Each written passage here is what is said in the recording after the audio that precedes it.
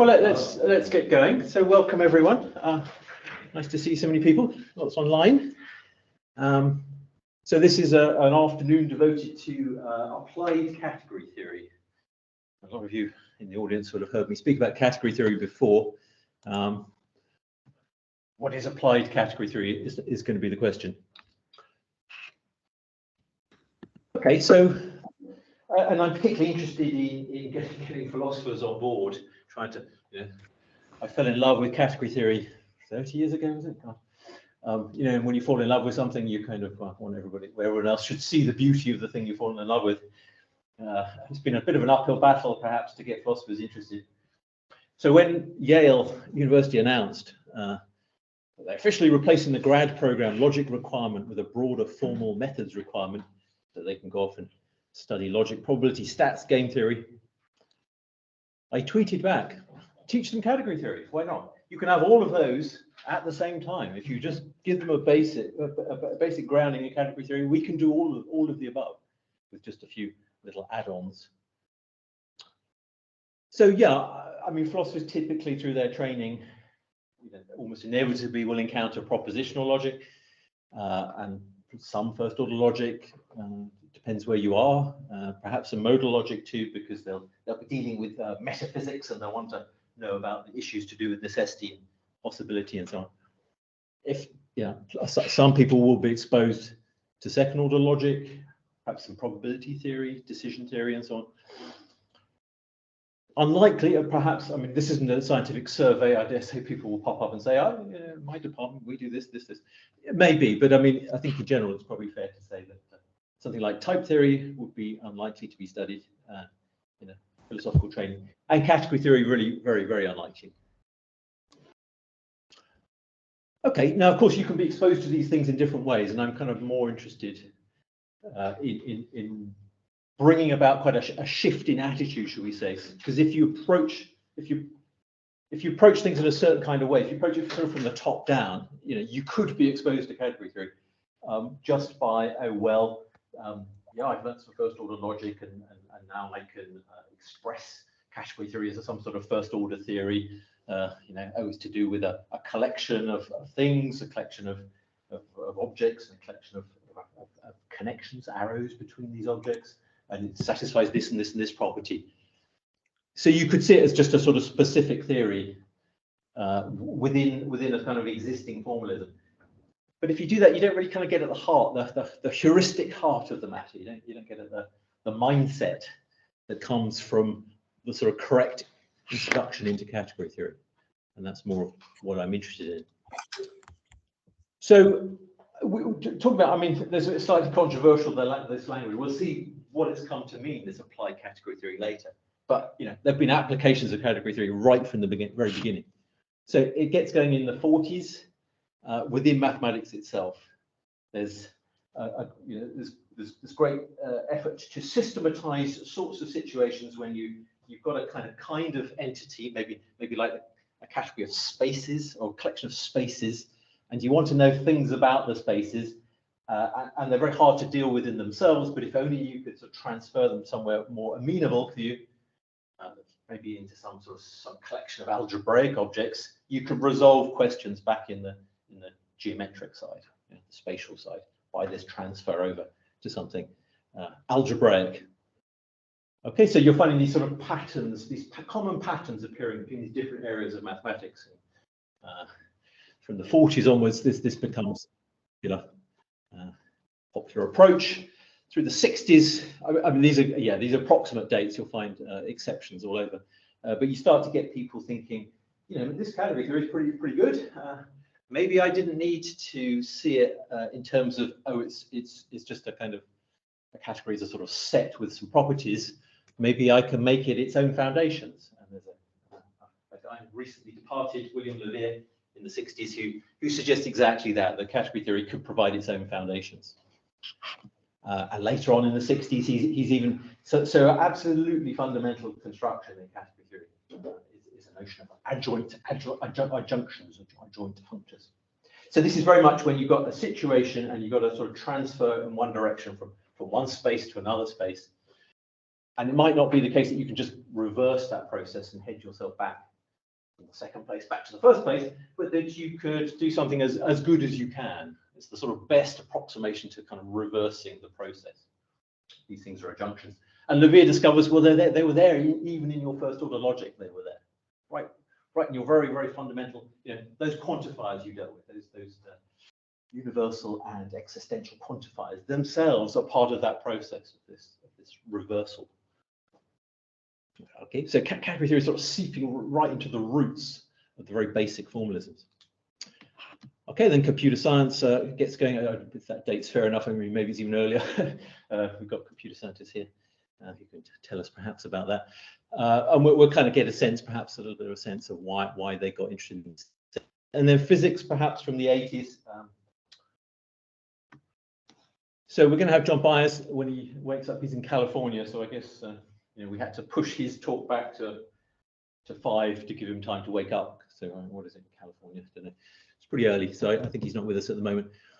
So he wrote a paper with a student of his, Mike Stay, in 2009. It's a Rosetta Stone.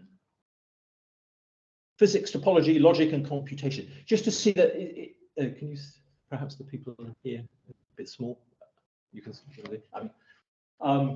So category theory has been used to understand ideas in physics, topology, logic, and computation.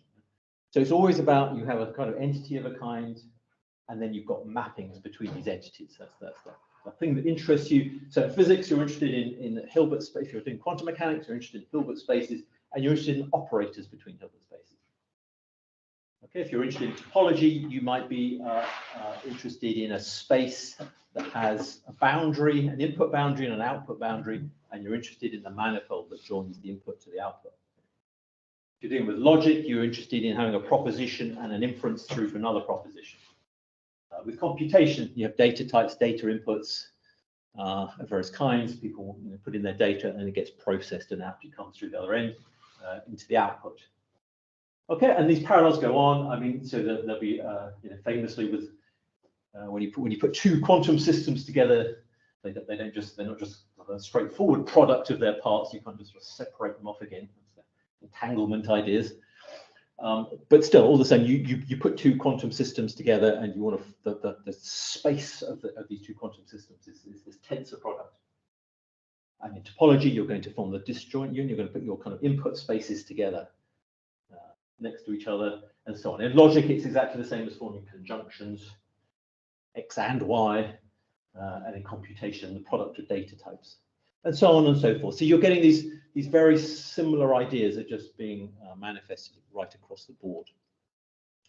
Okay, so that we got this fun expression at a certain point. It got a bit controversial. Somebody wanted to call it computational Trinitarianism, and some people didn't like the kind of spooky theological tone to it. So it sometimes gets redesignated as computational trilogy. Okay, but this idea that these things are just part and parcel. So it's not just that there's an analogy going on. It's that they really are three faces of the same thing. God the Father, Son, and Holy Ghost kind of idea. Okay, so computation, spaces, and logic, they're just three sides of the same thing. With the thought that, therefore, if you make an advance in any one of these areas, it ought to manifest itself in one of the other areas. It's really that tight if you see it from this point of view. Okay, now we're going to still have to head off in a slightly different direction. Very good things are still going on. Devoted quite a lot of my life to this sort of thing. So book 2020, modal homotopy type theory, suggesting that it'd be a very good thing if philosophers got on board with this language. Yeah, all sorts of ways I think philosophers could use these kind of ideas. I mean, if people know there's people work on category mistakes. Gilbert Ryle's ideas have been updated. I mean, it's everything the computer scientist wants to do by controlling input data to be of the right type. And this is so close to the kind of idea of category mistakes that Ryle was worrying about back in the 30s and 40s and so on.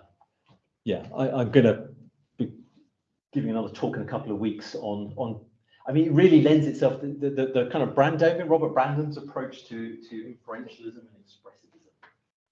I think it can be beautifully realized in this program. But that's not for today. Yeah, another recent bit of work I did, which was really trying to sort of chase up the passage, the path that takes us right up to, you know, the kind of cutting edge of category theory and type theory meets physics. Is something expressed in this paper here, which is kind of pointing to this work. Just to point out, so this kind of work goes on. It's really kind of cutting edge modal type theory meets physics, right up in the highest heights of theories of quantum gravity, and whether you think that's going to work or not. But it's coming much closer down to earth now. Some of the work they're doing out there, which is looking at quantum computation. Well, sorry, quantum computation is down to earth. Maybe not, but it's closer to earth than quantum gravity anyway. Using this linear homotopy type theory, the linear of linear logic. But again, this is not today's work, because we're going somewhere slightly different. So yet a further set of applications starts to take place. Let's date it from the 2010s, although maybe you can find precursors. And what's that looking at? Okay, well, these are people scattered through the country, through the world, but pretty well represented in the UK. But they're looking at things like causality, probabilistic reasoning, statistics, learning theory, deep neural networks, dynamical systems, information theory, database theory, natural language processing, cognition, consciousness, systems biology, genomics, epidemiology, chemical reaction networks, neuroscience, complex networks, game theory, robotics, quantum computing, and the list goes on. Okay, so we're away now from the very sort of high-end physics applications, and we're dealing with some sort of things that, of course, philosophers should be very interested in. Okay, and in a sense, it shouldn't be such a surprise, because I mean, you're dealing with both. If you notice back there, that list, they're dealing both with physical processes of various kinds, natural processes out there in the world, and then they're also dealing with inferential processes. Okay, so kind of interestingly, the category theory is good at dealing with both, because they're both to do with movement of a certain kind from starting place to a finishing place. If you want to go all Hegelian on us, you're kind of unifying the subjective and objective logic. People tend not to use Hegel's language these days. And yeah, I mean, something all over the place. These string diagrams. If you, oops. Just click anywhere, any sort of applied category theory, you just get these endless beautiful diagrams, these 2D diagrams, lots of wiring diagrams going on of various kinds, wiring things with nodes right across the board. And in fact, this is kind of one of the ways that, well, there's certainly, I think John Baez will tell us about it at 5 o'clock. But he was just fascinated by the way you found these very similar diagrams across engineering and chemistry and biology and so on and so forth. And there had to be something in common that unified it, and he thought category theory would be the way to find the kind of common essence to why these diagrams are all appearing across these different domains. Okay, so you're going to find these all over the shop. Okay, I bet people are very interested in this compositionality. That links you off. There's a journal now called Compositionality, which is a journal devoted to this applied category theory. And why it's so appropriate is, well, there's various things you want to do. Some very basic moves I mean, we actually already saw it in that Rosetta Stone thing. The idea that if you have one system and some process of some kind going on that takes you from a beginning to an end, we can put together two systems in parallel. Okay, we can compose systems in parallel, and we have to, you know, again, diagrammatically, it's all very obvious why you should do that. You're just sort of joining two diagrams, and you're putting them next to each other, and you don't need very much compatibility between the systems to do this. If, on the other hand, you want to put them in series, if you want to make one process feed into the second process, you're going to have to make sure that the output of the first one matches the input of the second one, okay, or they're not going to join together. Again, very, very category theoretic. It wants its inputs to match its outputs. Yeah, or there could be something a bit more subtle going on. There could be sort of several inputs and several outputs, and maybe, you know, only some of the outputs being matched by the new input to some other new device, and you could just plug in those wires that match into the new system. Yeah, or sometimes you could take a wire coming out and bend it round. That could be useful move you might want to make as well. Sometimes also you've got a system with a networky system, and you've got a little chunk of it, and you want to replace. You want to take a little sort of box inside that system and plug in something more complicated with the right inputs and outputs. So you can kind of compose by plugging one system inside another.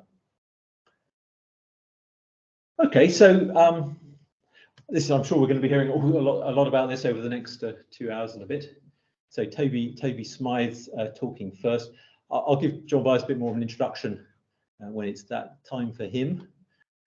So I was intrigued I was very attracted to Toby's work, looking around some of the papers he's made available. And this is his DPhil thesis. So that's what, just last year, I guess, isn't it, 22? Mathematical Foundations for a Compositional Account of the Bayesian Brain. Yeah, we'll be hearing about that today.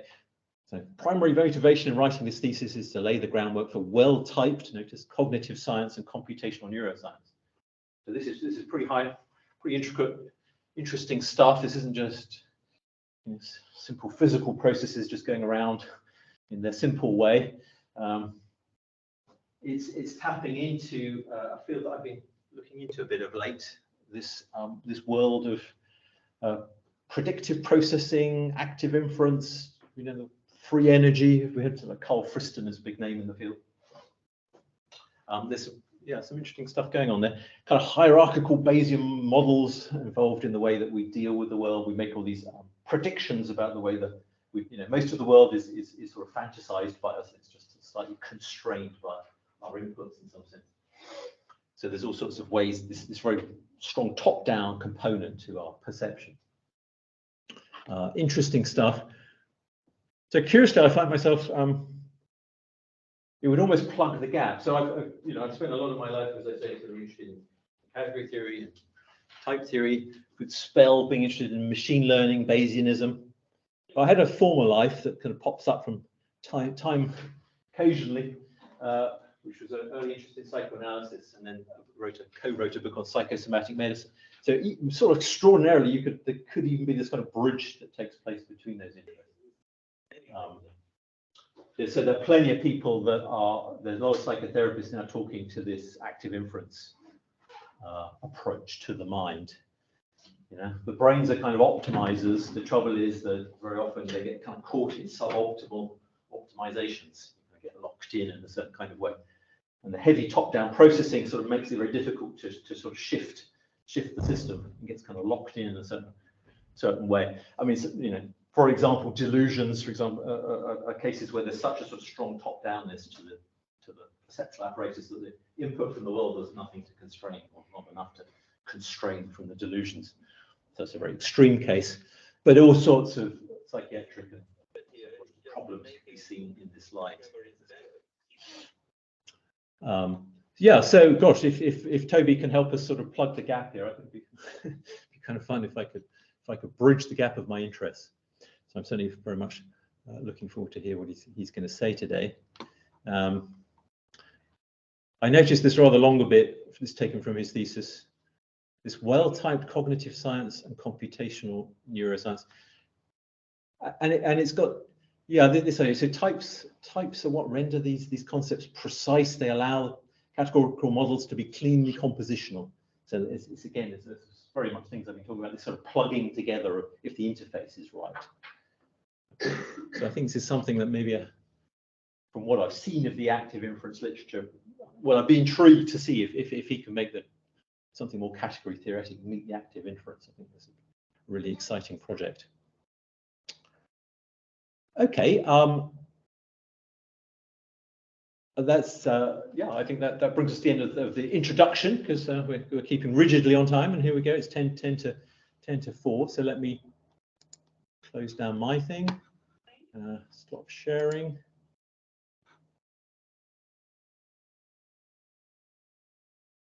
Again, can you share now, Toby? How's that? Yeah, that's good. Do we get that full screen here? What do we? This is so useful. I should always have it.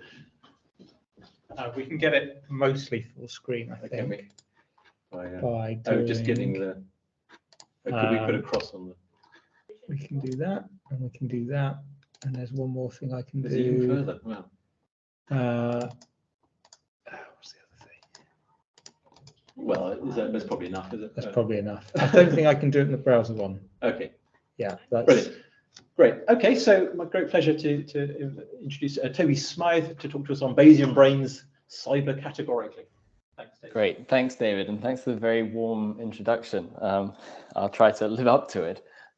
So my first degree was actually in philosophy and psychology, and I guess it's possibly thinking also my enjoyment or predisposition to thinking about things like the mind in this kind of abstract way that possibly philosophers are kind of inclined to is what's led me to enjoy using this language that David so clearly loves using as well.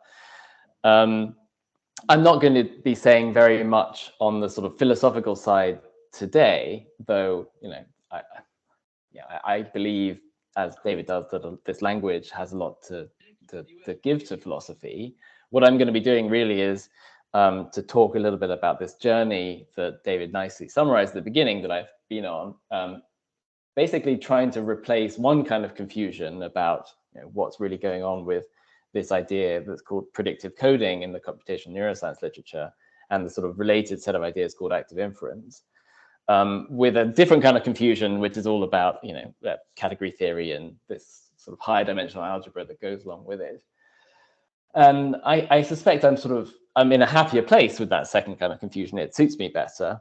But I also think that it helps us to understand a kind of idea which, at least as far as I was concerned, wasn't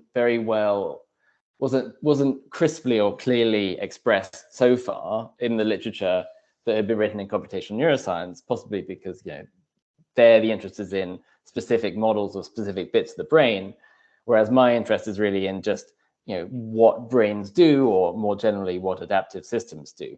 And what's emerging now in the applied category theory world, bringing together all those different domains that were listed on that slide earlier, is this kind of this idea, this thing called categorical cybernetics. It sort of uses this kind of nice general language of category theory to bring together ideas in economic theory and machine learning and reinforcement learning and computational neuroscience, and show what are the commonalities and allow people as a result to sort of talk to each other a bit better and to understand what they're really thinking about in each other's language a bit better. And so what I'm going to do is maybe sketch some of this. I'm going to try not to assume too much background in either neuroscience or in mathematics, or particularly in category theory. I'm going to talk about this idea of the Bayesian brain and this related idea of predictive coding. I'm going to talk about kind of current understanding of probability theory using this compositional language. I'm going to talk about dynamics, and I'm going to talk about how we could see predictive coding as basically a way of translating certain kinds of statistical models expressed in this first compositional language to kind of compositional dynamical systems that are expressed in the second language. And so when David was talking about how categories are really useful for talking about things like translation between different mathematical languages, that's really what we're making use of here. Okay, the first thing I want to do, though, is to say a little bit more about what I mean, or what people mean when they talk about the Bayesian brain, and this related set of ideas called the free energy principle and predictive coding. It's a very sort of prominent idea in computational neuroscience, and it may be slightly controversial too, but it's a claim that most of what the brain does, and indeed sort of most of what kind of living systems or adaptive systems do generally, can be understood as approximate Bayesian inference. And so what that means is that you have a system and it's trying to predict what's going on in the world, more precisely maybe predict what sense data it's receiving, and then on the basis of the sense data it does receive, update its beliefs about the structure of the world or what's out there in order to make its predictions better or more veridical. And this thing called the free energy is a quantity that you can optimize in order to do inference of this kind in a kind of better way, or to improve your doing of inference. And if you minimize this quantity, at least in certain contexts, you get dynamical systems which look a bit like dynamical systems that people had already written down earlier in the literature in computational neuroscience that relate to various bits of, say, the visual cortex. And so that alignment says to a lot of people, okay, well, maybe this is what those circuits are actually doing. One of the difficulties you get if you're just going straight from the statistical model that you might be interested in to dynamical systems, you're going very manually, is that there are kind of a lot of moving parts, and particularly if you go from one situation to another, you might have to rederive all of your dynamical equations again, even if when you look at the brain, it has some kind of nice modular structure. And if you look at these statistical models, so they do too. And this is a kind of hint of compositionality. And so it seems to be kind of a kind of neater thing to do, to see what the essence is of this process and to try to make this translation once in a compositional way, so that you don't need to do it over and over again and end up with very sort of impenetrable papers full of difficult equations. You just end up with impenetrable papers that require you to know a language that you maybe didn't already know. But I think what I hope is that people start to learn mathematics in a compositional way in the future, and so that these papers or this work that is expressed in this category theoretic language doesn't scare people off in the way that I'm gonna sit here. It might do now. I can hear some. Yeah. Sorry, there's something. Could somebody online? Oh, is that you, John? Could you I'm mute, sorry. please? Yeah. Yes, I'm very sorry. That's fine, thanks. Okay, so I mean, I don't want to spend too long talking about why category theory, because David's done a very good job already. I'm just going to say some sort of some generalities, and hopefully they sound nice and convince you that this is not a crazy thing to be doing. That category theory is like the mathematics of composition, of sort of pattern, because it's about translation, it's about interconnection, it's kind of about metaphor too. It's about saying, okay, well, here's this pattern, it crops up in lots of different places, and maybe this is like this other thing, and that's kind of like a kind of translation. And as we've been indicating, that it seems to promise to supply a kind of lingua franca for mathematical science generally, so that each different sort of category of systems could be like a little library in the sense of computers and computer programming, that you can import it and have access to all the kind of nice tools that are available. But because it's in this common language, all these different parts plug together very nicely. And that's this happens because categories, they collect into this bigger category of categories, so it kind of supplies its own foundations, as David was indicating. And this allows us to use the morphisms between the categories themselves, these are known as functors, to translate from one of these libraries or mathematical universes to another, thereby sort of connecting them together.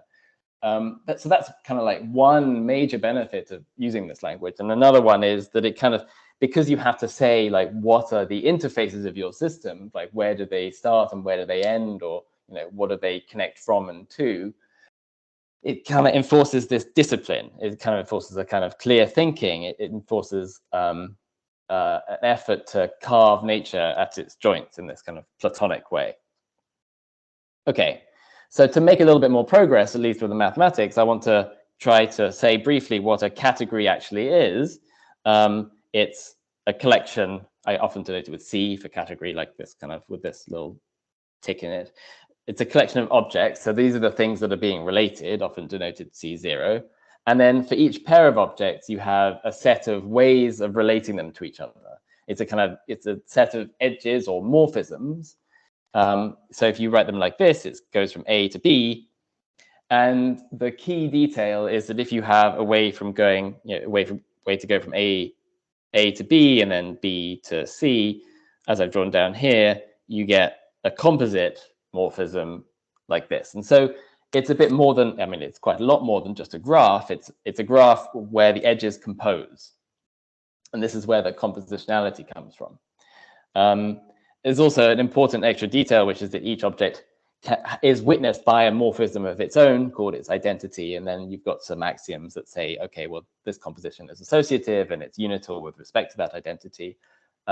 Those kind of details aren't super important for what I'm saying today, but I think I just want you to have in your mind this notion of compositionality, and particularly compositionality of morphisms.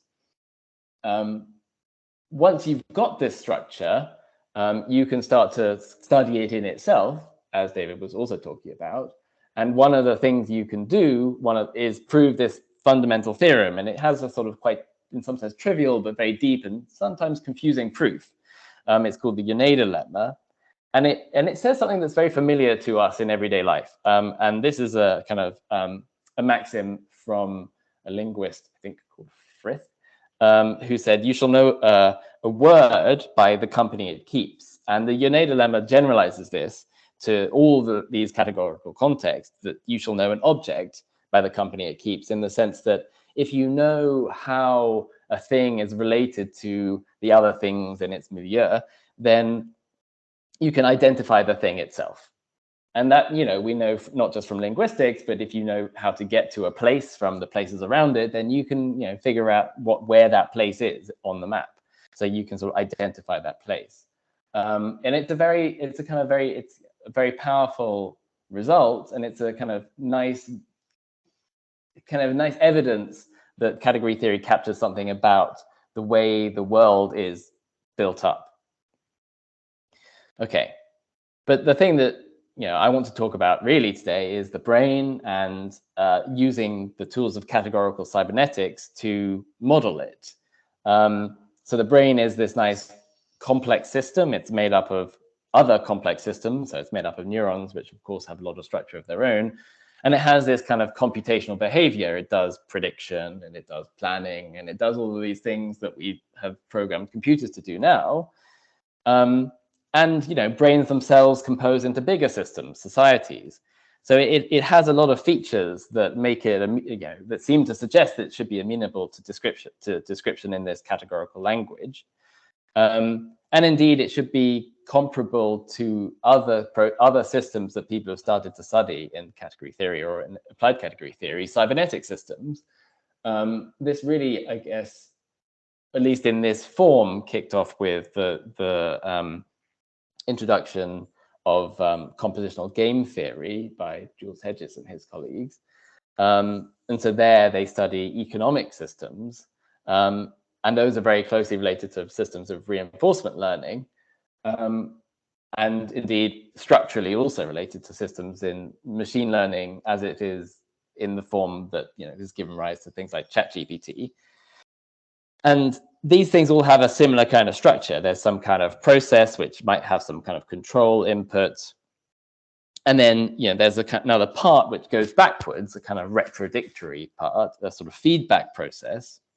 And the process and possibly the control and the feedback, you could think of them as all being contained within one system that is in kind of traditional cybernetics, maybe called a plant, or in control theory called a plant. But this is really just like a part of a bigger system. It's open to some environment.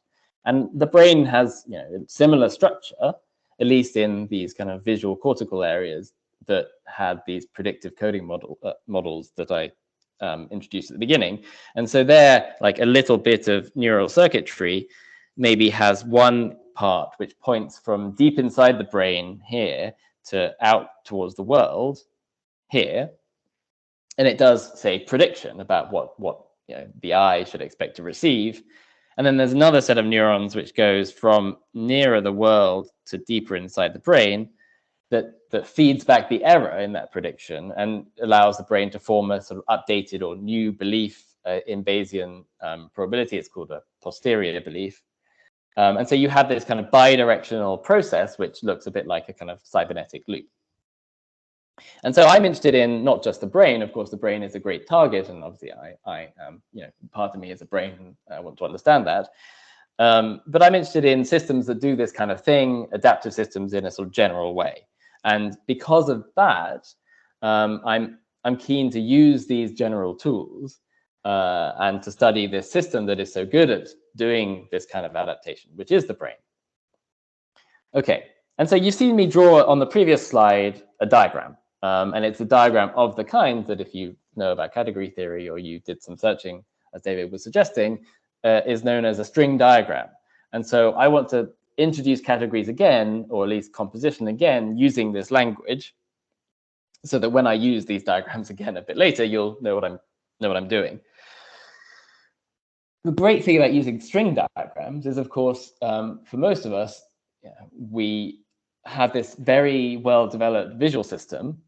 And so we can not only use category theory to reason about it, but we can also use it to help us reason about mathematical things like categories themselves.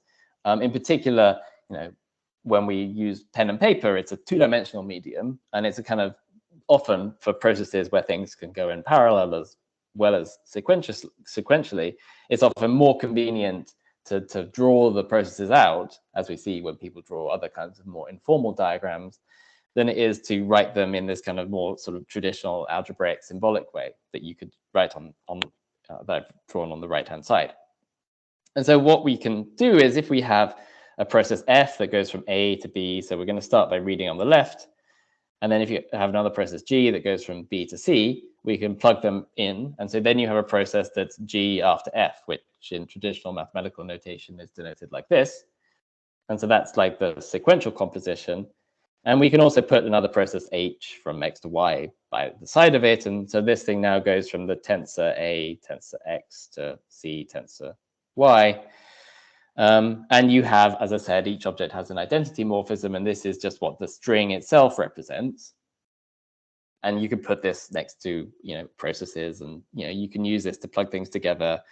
You have special processes that start in like the empty diagram, which we write with this I, and we think of as like states. So in physics, they would be like vectors, or in probability theory, they're like distributions. And then you have things that go the other way that sort of terminate in an empty diagram. And these might represent like, say, predicates on some space, or they might represent effects that you could measure, or measurements on your physical system. And these are kind of morphisms in the other direction into this unit diagram, into this unit object. And with these diagrams, okay, you can not only sort of depict the processes themselves, but you can write down equations and start to manipulate the diagrams accordingly. And so here at the bottom, as an example, I've written the equation that represents the co-associativity of copying. So it says if you copy once and then you copy one of the copies, it doesn't matter which one of the copies you've copied. And this has this nice kind of fairly obvious graphical representation here, which is a bit more, I think, natural to use, at least for this kind of thing, than the sort of algebraic sort of symbolic notation that maybe is more familiar to people from mathematics. One of the things that we can represent in this language is probability theory, and this, the kind of natural kind of mathematical formalism to use for that is that of Markov kernels, which you could really think of as like conditional probability distributions. And so here I've got this thing C, it goes from X to Y, and we could think of this as like a conditional probability distribution of Y given X. But now we have these things in this compositional language, we can plug them together. So if we have one and then another, we can compose them together by sort of marginalizing over the middle thing. And this says, okay, well, we'll sample an output from Y, and then we'll give it to Z, give it to D, and then we'll run whatever process D represents, and that'll give us something in a distribution in Z. And so this is like something, it's like D after C, Z given X. We can do copying in probability too, and this is like, it just sends a thing to the delta distribution on the copy, X equals X prime, which you might be familiar with. And so here we can use this to formalize in this kind of graphical language joint distributions. And so here we've got a joint distribution with one marginal on X, and a kind of what's called in probability a likelihood, which goes from X to Y.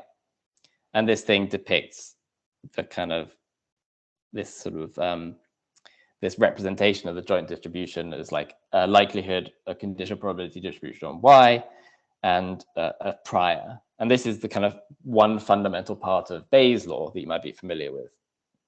And as I indicated on the previous slide, these kind of co-states or effects, they represent things which we could think of in probability as like fuzzy predicates.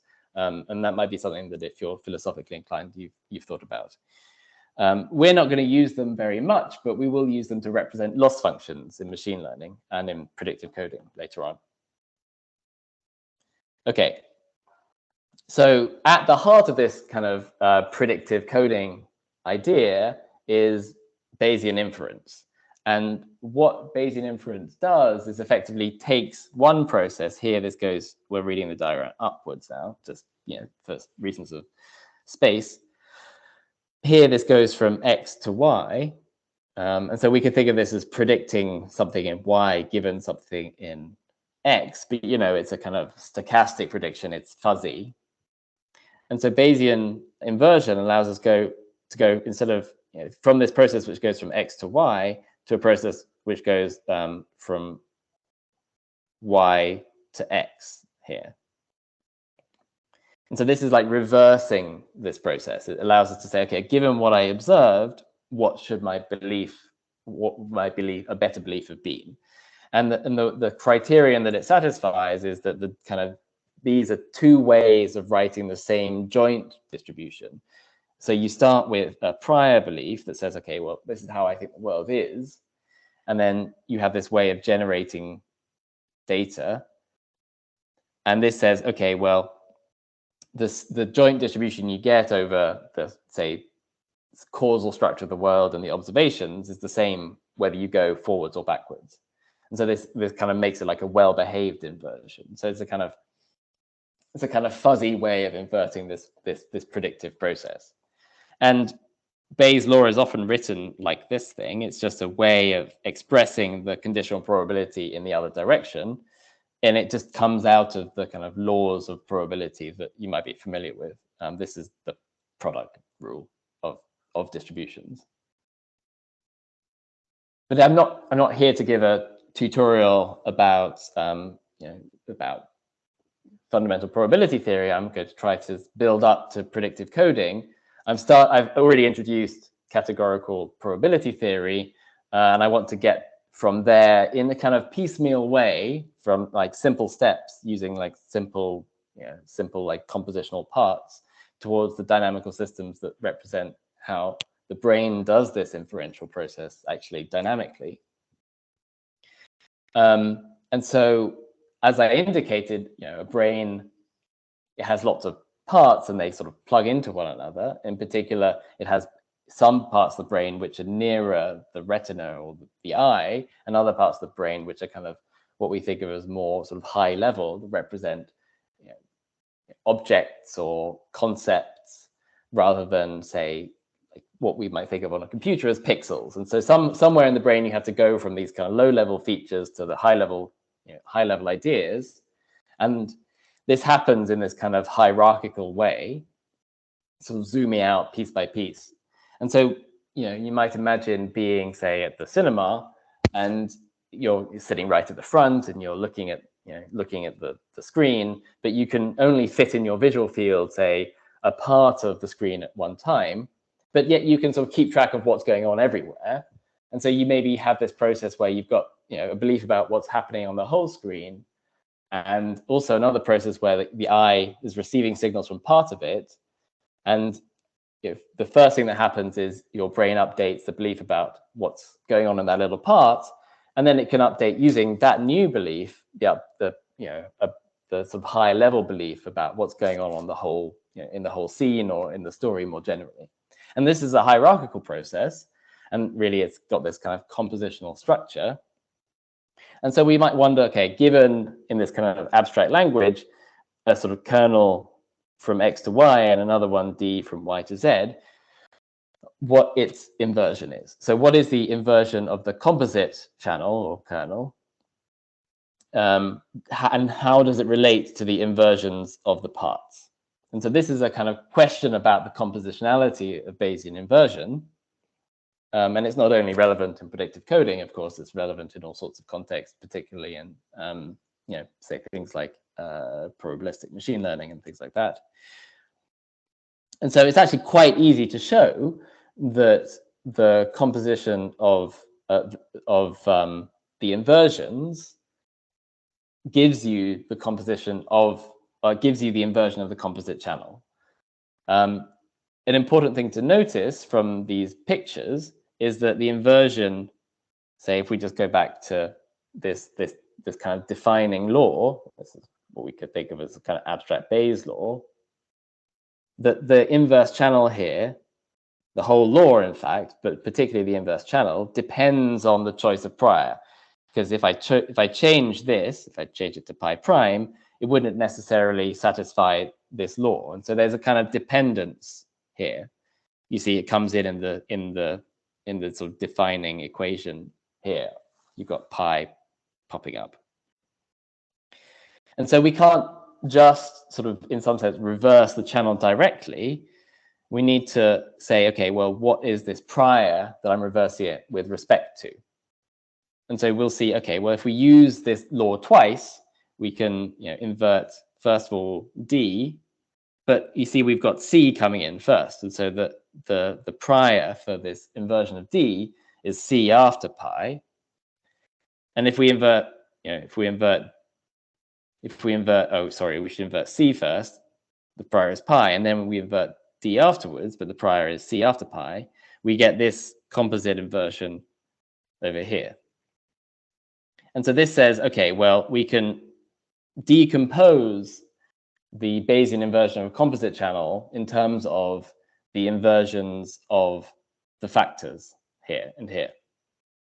And in particular, this kind of structure of this dependence, what is this thing, how does this arise?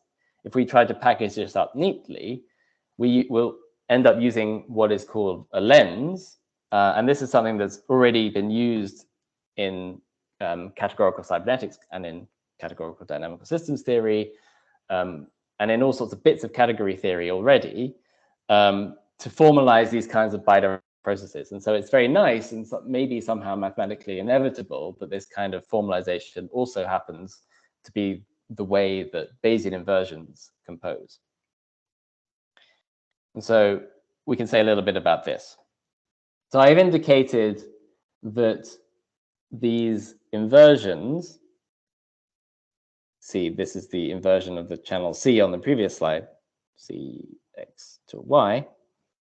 The inversions, they depend on the priors. And the prior is a state on the domain of the channel.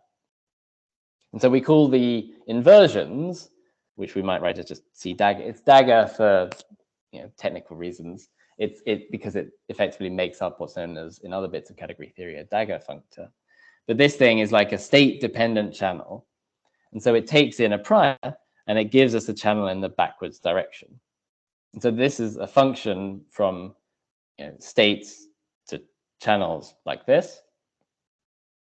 And in fact, we can compose these things. If we have a state-dependent channel from A to B, and it depends on X, and another one from B to C that also depends on X, we can copy the state that we depend on and give it to both parts, and then compose those parts together. And that is something that should be hopefully quite natural to see in this diagram if we sort of follow along the flow of the information through it. And this means that the state-dependent channels on a particular state, so these all depend on distributions on X, that these things form a category, and we can write down the morphisms, the set of morphisms in this way.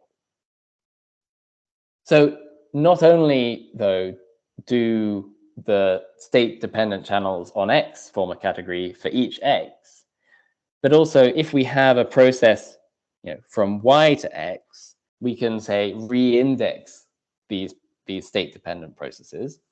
So now we can pre-compose the inputs to F and F prime and G prime over here by, say, this morphism from Y to X.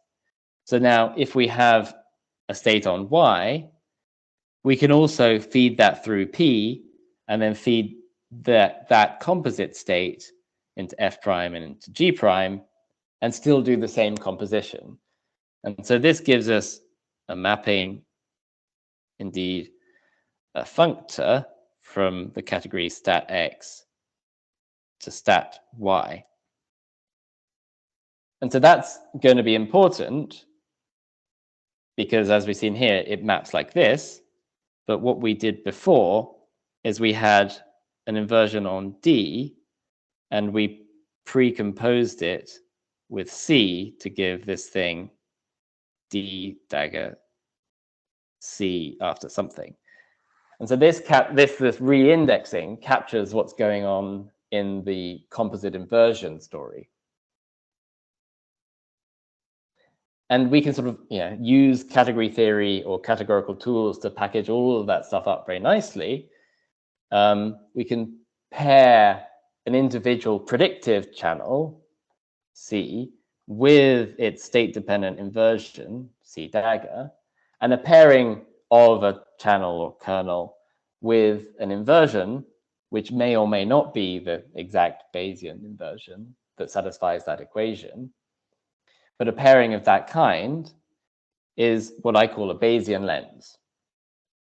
And I don't have time to explain how we obtain the category of these things, but it is obtained using a sort of canonical tool of category theory called the Grothendieck deconstruction.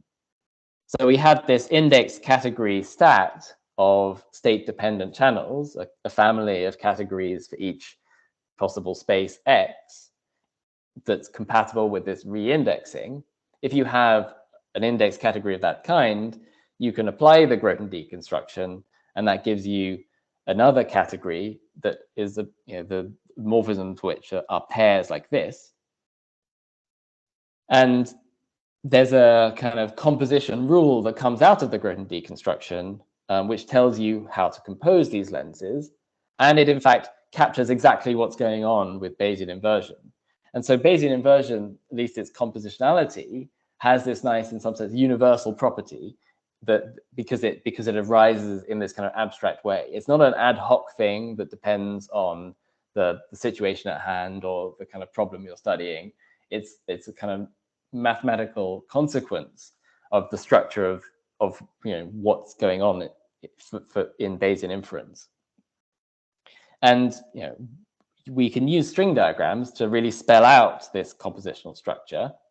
And it captures the picture I drew earlier of this predictive and updating process. So now we have these two little lenses here and here. And so one now goes from X to Y, and we can think of this as doing like a high level prediction. And then here we've got another goes from Y to Z, and we can think of this as being the sort of lower level prediction. And we can compose those things together to get a prediction that goes from the high level to the lowest level. And we can also follow the information flow backwards. So now suppose we've got some feedback from the world here. Well, okay, we flow through the forwards information, and this gives us the kind of prior C after pi. And then this gives us an updated intermediate level belief. And now, say we had pi here. Now the inversion here takes in pi, C prime pi. And this gives us the higher level belief. And this thing here is exactly what we had from Bayes' law. And so this is what I mean when I say that the Bayesian updates compose optically. They compose according to this lens pattern. And as I've already indicated, this comes up a lot in categorical cybernetics. In fact, this kind of chain rule is exactly how backpropagation works, and it's how sort of utility is passed back in economic games. And so it's interesting that this kind of nice general construction captures all of those situations. And in such a way that actually applies to this physical system that is the brain. So I've said that there are some of these lenses, C dagger, where this is some state-dependent channel that actually satisfies Bayes' law as I drew it a couple of slides ago. But there are lots of other lenses where C prime has this type, the same kind of type. Say it takes in a Y, and it depends on some prior in X, and it gives you some new updated X. There are lots of state-dependent channels of this form, and they're not all exact Bayesian inversions. We could think of them as like approximate inversions. The way that we could formalize this chain rule in the kind of neatest way of exact Bayesian inference is as what's called a section of this vibration. So Bayesian lenses form a category where the morphisms of these pairs, and we can sort of project out, we can forget this part just to end up in C. And a section is effectively a mapping from C into this vibration above it, such that if you do this round trip, you get back where you started.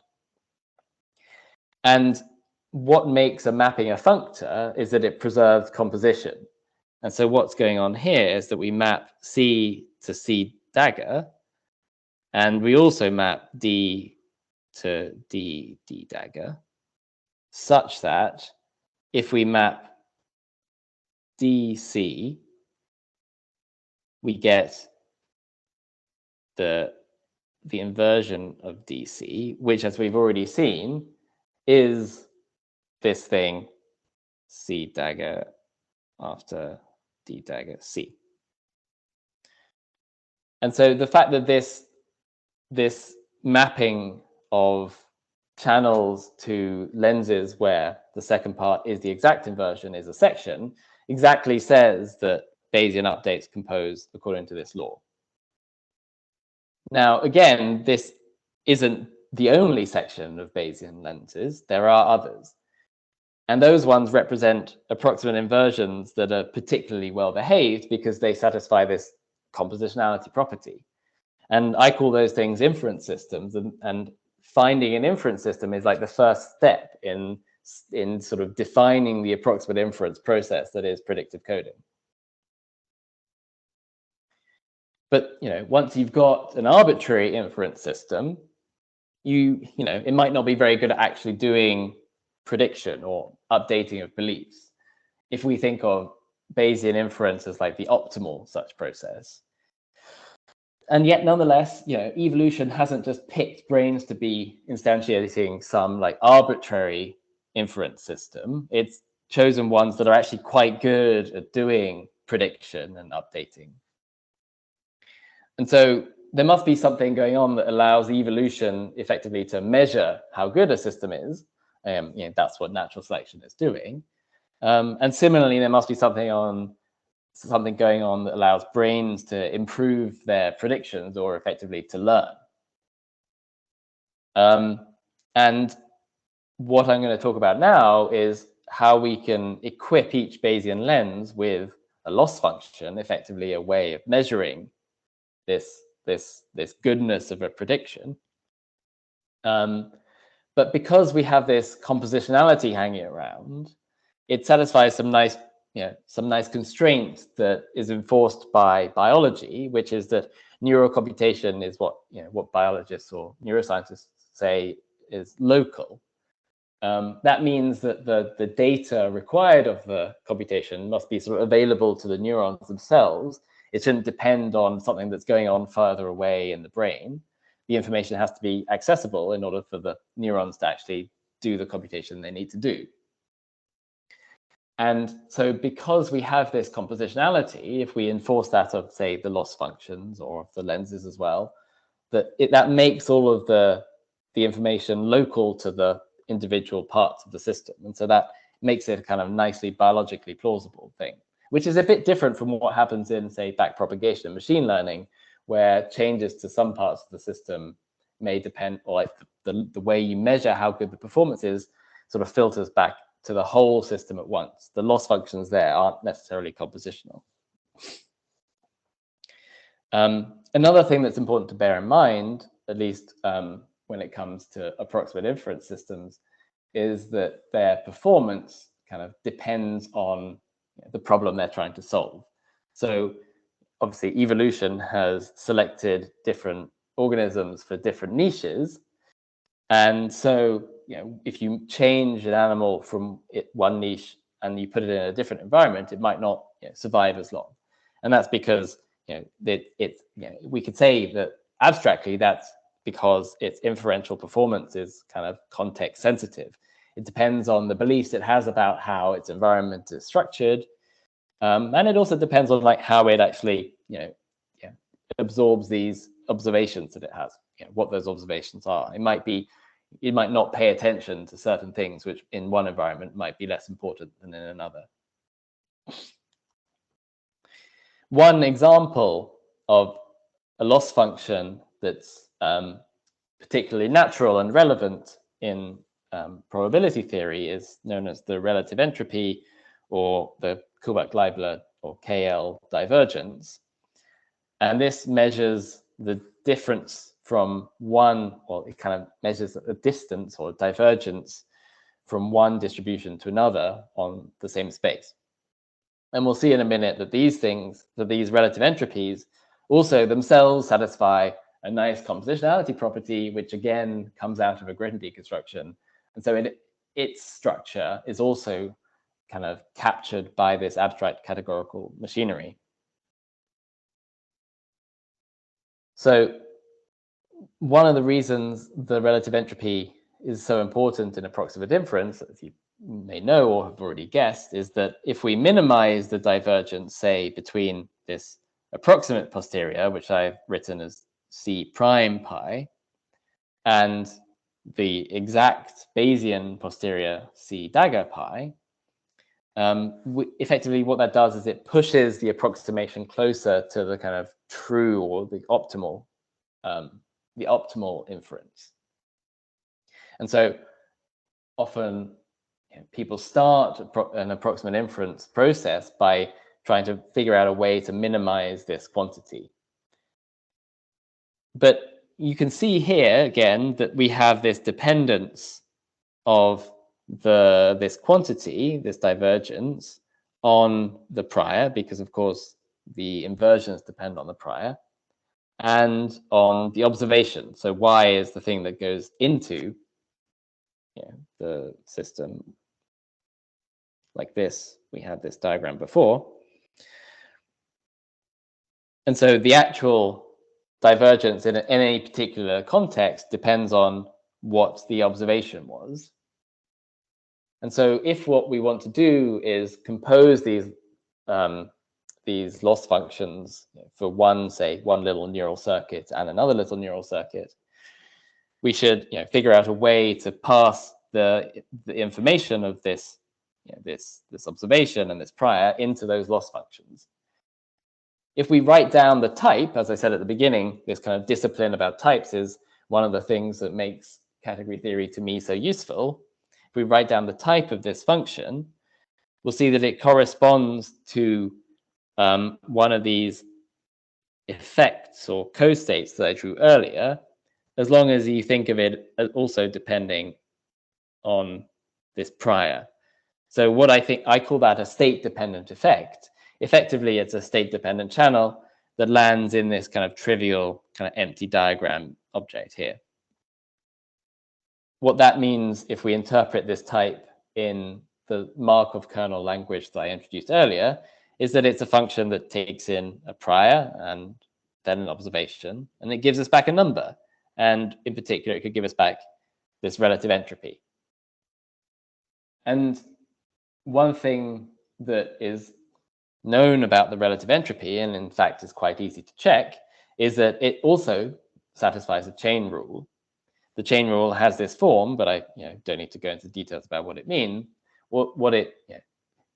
Except to say that effectively the composition of the relative entropy for one lens, if we think of this part and then this part as two lenses, we might have a relative entropy which lands in the positive reals for here, and a relative entropy up here and another one up here. This chain rule says that the composite, if you apply this kind of lens composition rule to it, that the composite relative entropy, or the relative entropy of this composite lens, is equal to the kind of lens sum of the relative entropies of the kind of independent lenses. And so that's this locality that I was referring to. So this is a nice equality. Again, this is only a particular example of a loss function. And because, if you notice here, sorry, I'll go back a slide just momentarily.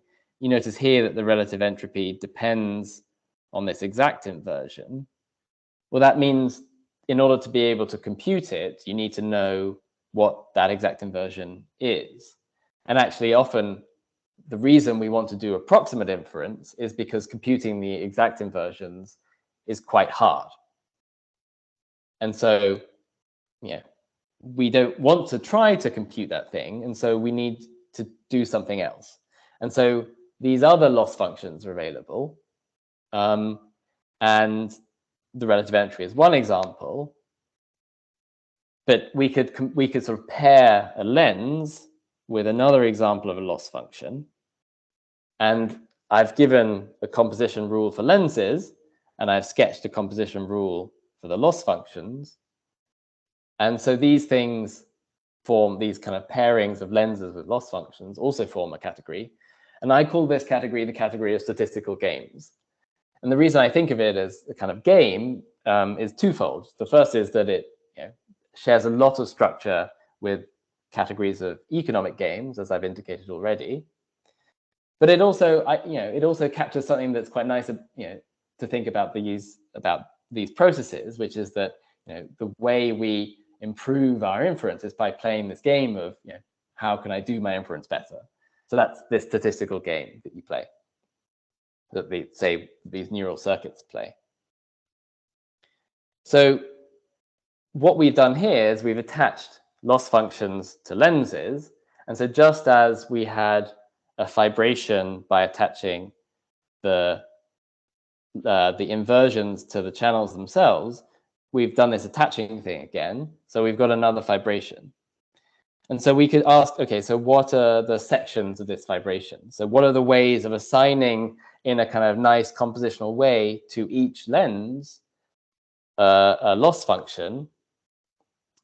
There are various examples. So one of them, as I've said, is the relative entropy. That's particularly nice because it makes this thing an equality. But there are lots of other examples that people use in applications because computing relative entropy is difficult. So we've got things which are like the free energy, which is a bound on the relative entropy. And we've got something which is slightly different. We've got the maximum likelihood, which is a way of saying, okay, well, how do I improve my predictions if I don't care so much about the inferences that come out of those? The free energy, I should note, is basically the sum. In fact, it's defined as the sum of the relative entropy and maximum likelihood. And it's nice that if you make that sum, not only do you get something that's a bit easier to compute, but you also find a loss function which kind of encourages you both to improve your predictions, that's the maximum likelihood thing, as well as improve your inferences. In machine learning, a process which does both the improvement of predictions and of inferences is called an autoencoder, if you've heard that word. And then in neuroscience, often it's necessary to make further approximations to get to something that seems to be like or possible for the brain to compute. And so one such approximation is known as the Laplace approximation. And if you apply that to the free energy, you get another loss model that is, as I say, lax in the sense that there's some other term here to make this equation hold. So these things all form loss models, possibly lax loss models. And that means that they are nice kind of local compositional ways of attaching loss functions to these Bayesian lenses. And indeed, this Laplacian free energy loss model is the kind of family of loss functions which underlies, say, the most prominent models of predictive coding. So we've started with these Markov kernels, or channels as I call them. We've attached inversions to them first to give Bayesian lenses, and then we've attached loss functions to those lenses to give statistical games. But there's not much freedom in that process to actually improve the loss functions, because once you've fixed a lens, that's it. The only thing you can change is the input, either the kind of belief, the prior belief you start with, or the input you get from the world. What if to improve the loss function, you also need to change the lens itself? So we can use the same kind of idea that gave us state-dependent channels here and parameterize the Bayesian lenses and the loss functions to give parameterized lenses and statistical games. And in machine learning in particular, it's updating these parameters is what happens during the training of models. And in models of neural circuits, we could think of the sort of synaptic weights on the neurons as the parameters. And parameterizing a structure is something that is kind of quite well known in category theory, and particularly in categorical cybernetics. And the way I like to think of it is as a kind of choice of process. So you get something which takes in a theta and gives you a morphism, and you can compose those morphisms themselves. And then learning amounts to kind of improving that choice process. So, this is just a particular, it's a general morphism in the category C, but we can make this category the category of statistical games. And then we have a statistical game which depends on some parameter. And then we can optimize the loss functions, which are, of course, part of the morphisms of these games, with respect to those parameters. And we can do that, with respect to each parameter on each component in this kind of local way, as neural circuits seem to do. And exactly this is how predictive coding models are obtained. So as I said, we've paired predictive channels with state-dependent inversions.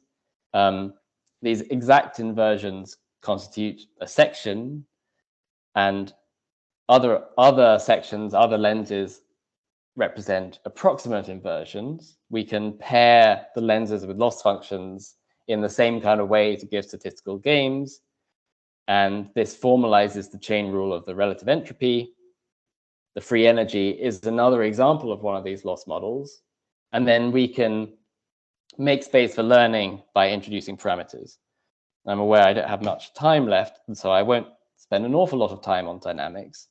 I just want to say that the same kind of idea of filling in boxes, so earlier I drew a box and I added a parameter into it, we can use that to give a notion of kind of compositional dynamical system. And I think John's going to talk more about this later, possibly. I mean, a lot of what John has done is about dynamical systems.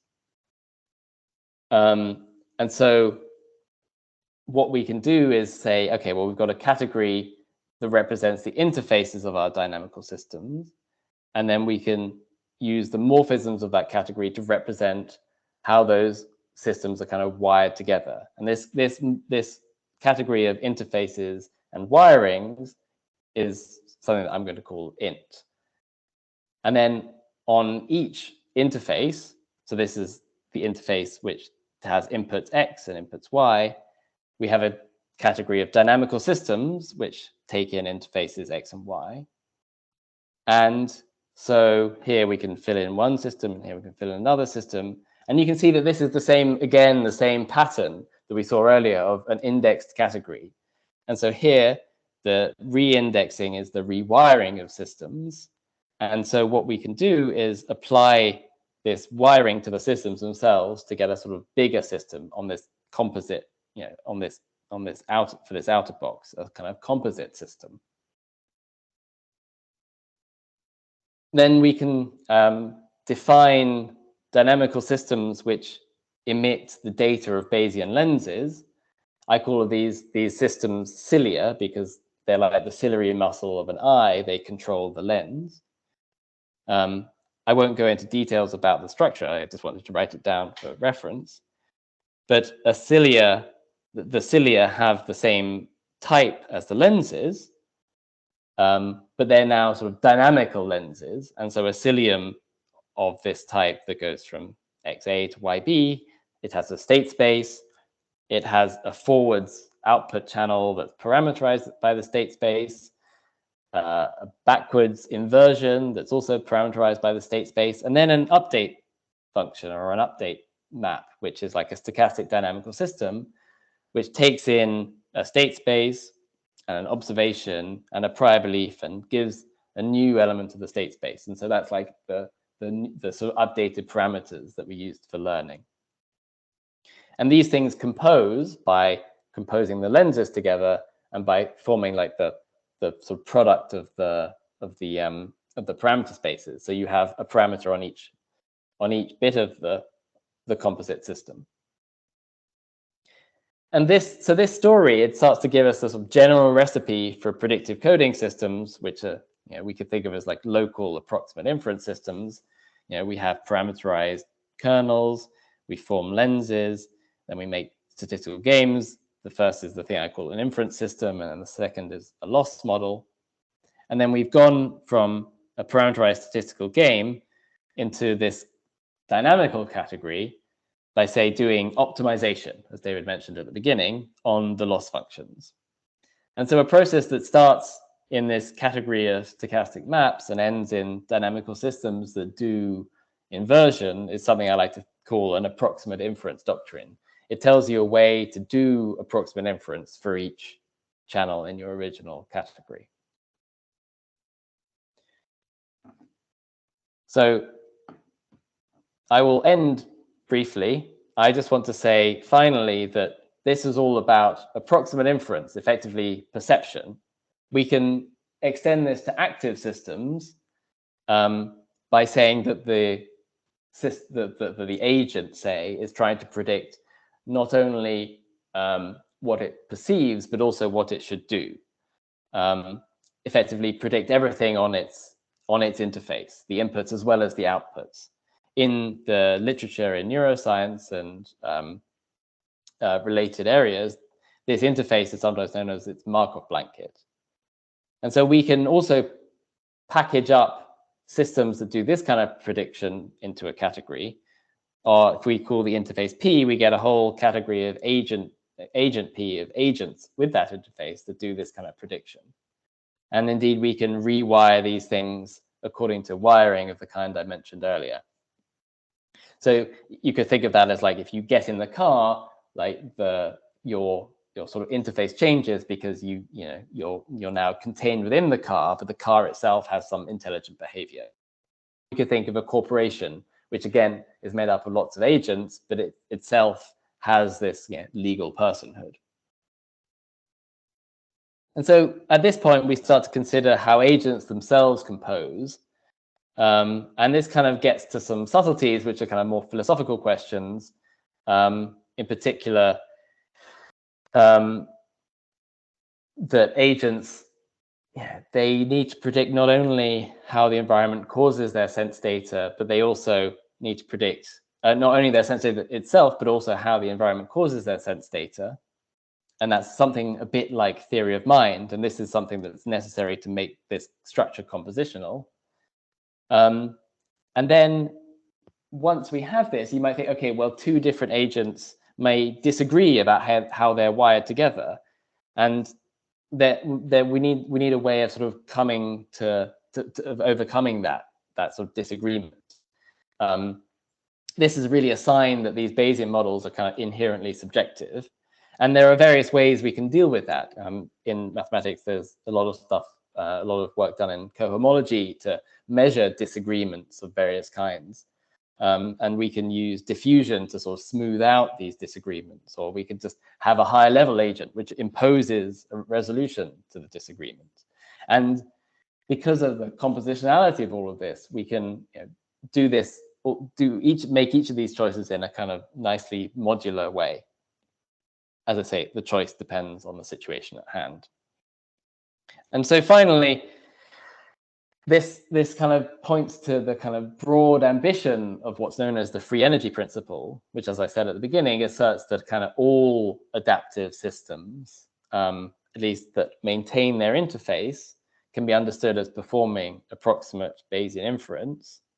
And at least I don't believe that this claim, although it's been stated and lots of evidence has been supplied to substantiate it, I don't think it's been sort of conclusively established.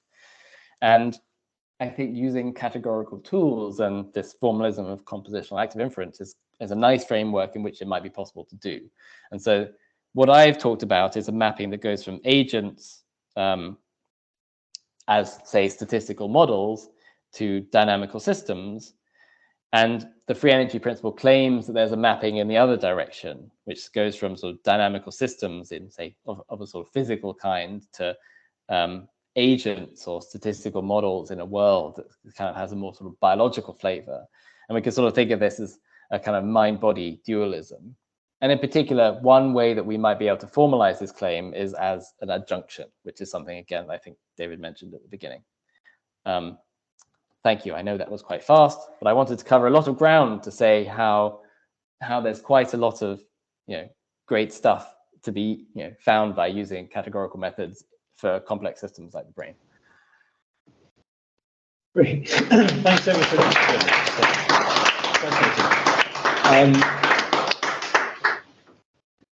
Yeah, with philosophy talks, they sort of always leave a very long time for the audience to sort of slash into the speaker's arguments. But obviously, we're not in that domain here. But perhaps if we have one or two questions, which actually I did. There was a thought, because we've got somebody here who works on explainable AI, PhD student. And what do you do? So say you've trained a neural net up, and you've got these sort of different levels. I mean, if each level is to be seen as a Bayesian lens of some kind, I mean, how do I get at what is the type that is the output of one layer and the input to the next layer? How can I get to understand what it means? It sounds like you've already got the type articulated, doesn't it? If you're composing these. Yes. So that's, I think, that gets to a point that the category theory is kind of more about composing systems than decomposing them.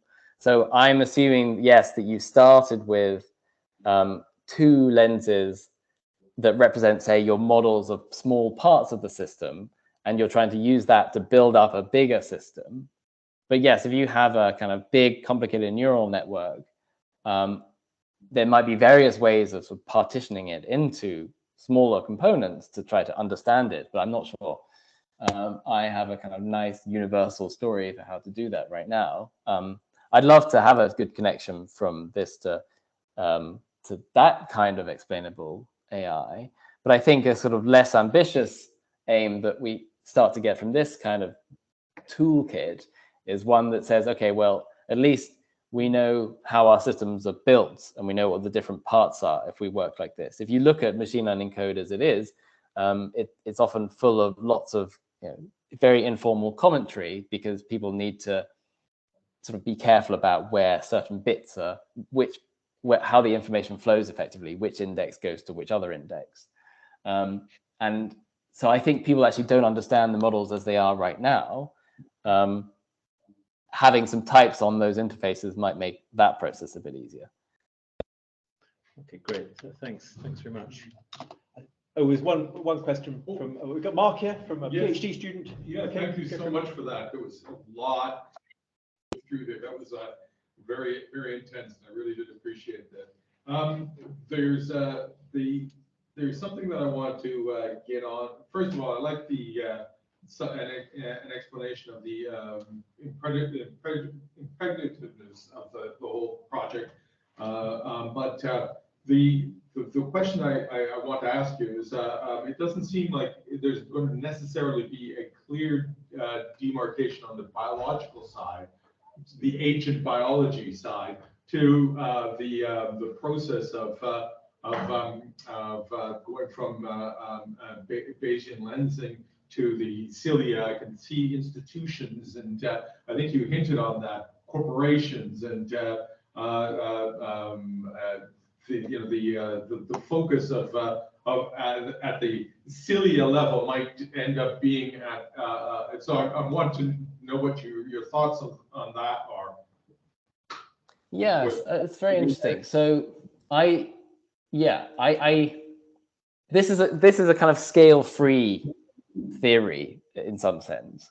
I don't think of a particular neuron as being more like adaptive than a whole brain or a corporation.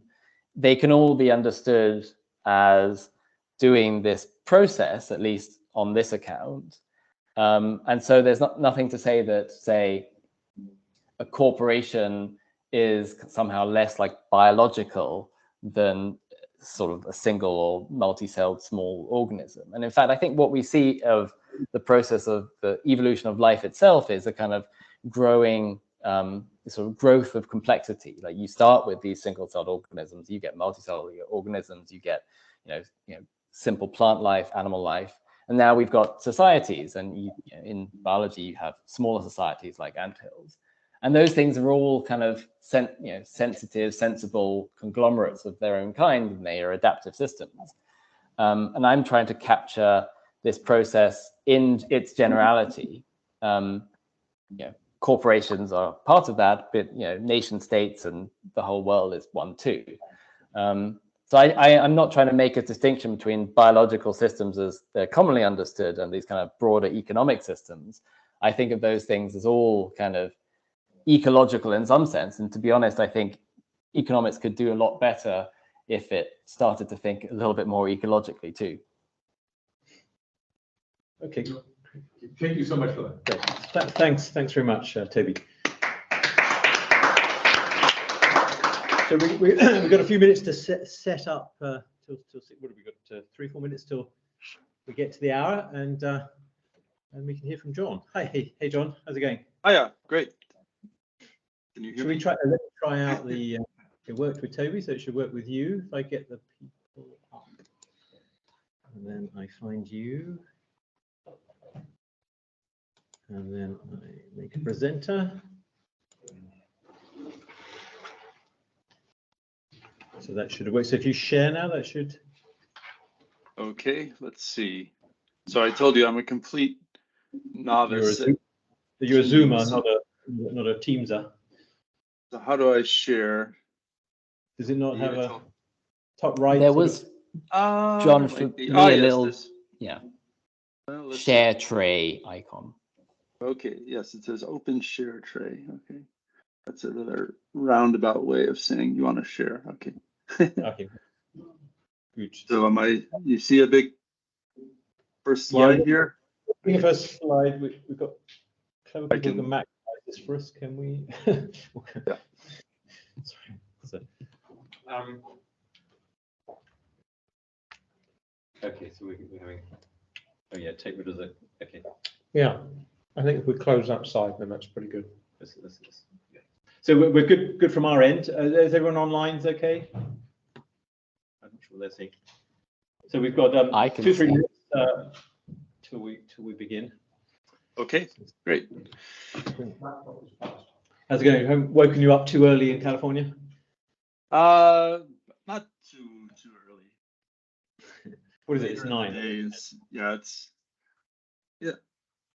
That's the problem with living on the very west coast of the world, is that everyone else wakes up too early.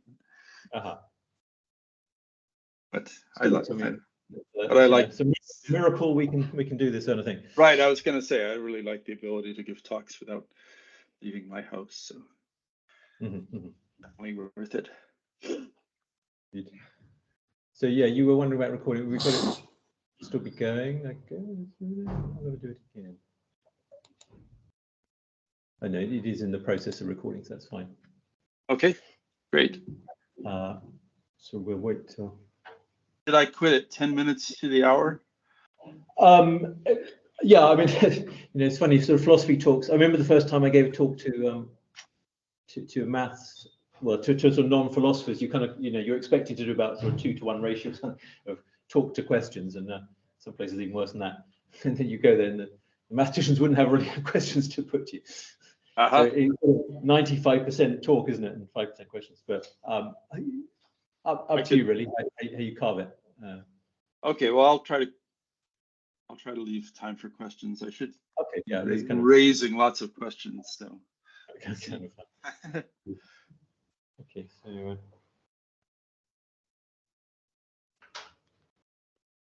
Okay, so I guess we're there. So let's get started. So, well, gosh, what an influence John had on my life. There I was, a fledgling philosopher, trying to interested in mathematics, and John, through his writings in the got a long time ago, in the 1990s, gave me the confidence to think that you could get access to the forefront of mathematical and scientific knowledge through his writings. I mean, what a joy that was to engage with his writings back at that time. Huge influence on me, and a bunch of people will know that we started a blog together a while ago. We had a lot of conversations over a great many years. So it's a great pleasure to have him speak to us here today on applied category theory. So thank you, John. Well, thanks very much. Thanks for inviting me here. The influence was reciprocal. It's really exciting to think that what one is doing in mathematics could actually be interesting to a philosopher, so that one isn't just like fiddling around with obscure equations. So I want to talk about applied category theory, which is the latest turn in this game. And I'll talk more about the history of the subject and what people are trying to do than any mathematics per se. I've given lots of talks about the mathematics, and so have all the people who I'll be referring to here. So it's certainly easy to click on any of the links in my slides and get into the actual mathematics, but I'll try to not say as much about that as I sometimes do. So we often have this picture of different disciplines or subject areas talking to their neighbors, and information flowing between pure math, which is at some very abstract end, to, say, the business world, which is maybe at the very concrete end, in stages, with each discipline talking mainly to its neighbors. So pure mathematicians talk to applied mathematicians, they give suggestions to applied mathematicians, and they find out about problems from applied mathematicians and learn techniques from applied mathematicians. And similarly for each link down the chain, with each discipline talking to its neighbors. And in this model, which of course is very oversimplified and you can easily find a lot of faults in it, in this model, we could think of category theory as the purest of pure, some super pure mathematics that only can talk to mathematicians, who then relay their insights down the chain to the other more practical subjects. I think that's what a lot of people implicitly feel about category theory, or at least used to. And so when people started talking about applied category theory, people laughed because it sounds like an oxymoron. It just goes completely against this picture here. However, I think this picture is inaccurate. For one thing, a very important fact is that starting maybe around 1980 or so, it became clear that computer science really cuts across this traditional flow of information. Computer science interacts almost directly with every single piece of this chain.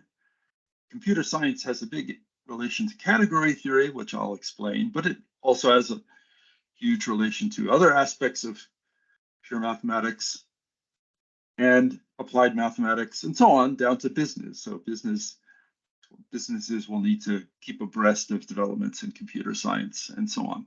Basically, we now communicate and think with the help of these machines called computers that we have devised to help us, and they change the whole game at every single step of the way. Now, I have this crazy idea that maybe category theory actually really should be thought of in a somewhat similar way, as interacting with all the different links in the chain from the pure end to the applied end, rather than being tucked away at the super pure end of the spectrum. Now, at first, this seems ridiculous or laughable. I mean, for starters, category theory is sort of nothing compared to computer science. Everybody's walking around carrying cell phones. Well, nobody has even heard of categories by comparison. So category theory is an ant compared to the elephant of computer science. However, I'm thinking about what could be, not what yet is. And secondly, when you think about how computers have unified the whole chain, it's done so by means of the internet, which is an enormous network.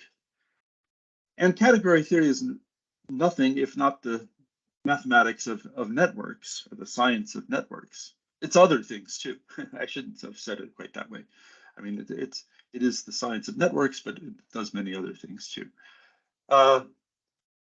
So to really devise good methods of getting computers to do what we want, we need a way to think about them.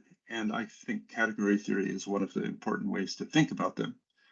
So you may think this is ridiculous still, because, for example, if category theory was talking directly to business, you'd expect that people would be going into business doing category theory or something like that, setting up category theory businesses.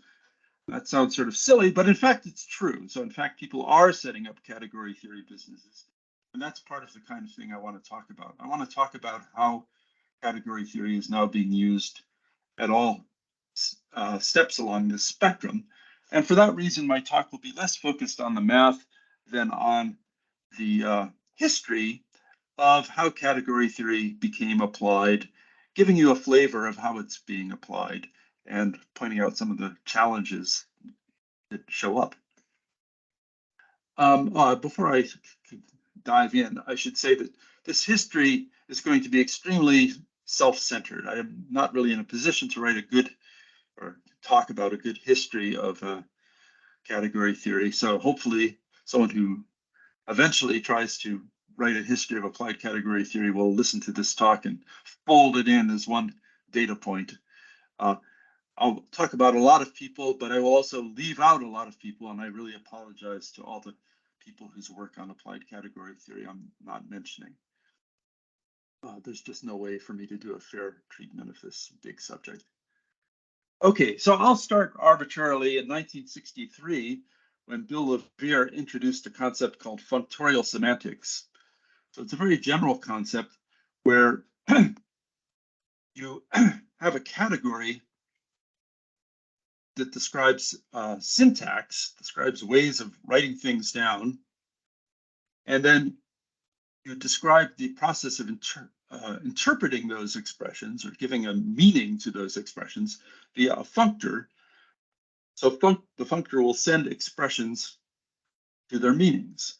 But a crucial aspect of this whole setup is that there's not one God-given functor f that does this. You can choose various functors from the category C to various other categories G, because there are different ways to assign meanings to expressions, and that flexibility is very important. And it became important in computer science. So for example, there's a way to think about it where a sufficiently well-behaved programming language may give a category where you think of the objects as types or data types. We've already heard about that idea. So types, X, Y, Z, etc. And then a morphism between objects, like a morphism F from X to Y, we think of as a program that accepts data of type X as input and outputs data of type Y. And then the fact that you can compose morphisms tells you that you can hook up two programs to get a bigger program where the output of the first program becomes the input of the second. And that combination is a program in itself. So I could say that like the relationship between the lambda calculus, which is sort of an idealized programming language, simplified programming language, and Cartesian closed categories understood by Lambeck is an example of this paradigm of using functorial semantics for computer science. But here I'm only so far talked about the category C. I haven't talked about the functor. So what the functor could do, well, we could, for example, take a functor from our category to the category of sets, map each data type X to a set, and that would be the set of possible values of that data. So like you could have a data type like real numbers, and then F would map it to the actual set of real numbers. And then each program gets mapped ideally to a function. And the key fact of a functor is that it preserves composition, so that composing programs would give rise to composing the functions they compute. And the identity program, which does nothing at all, you interpret it via this functor F, it gives you the identity function, which does nothing at all on a set.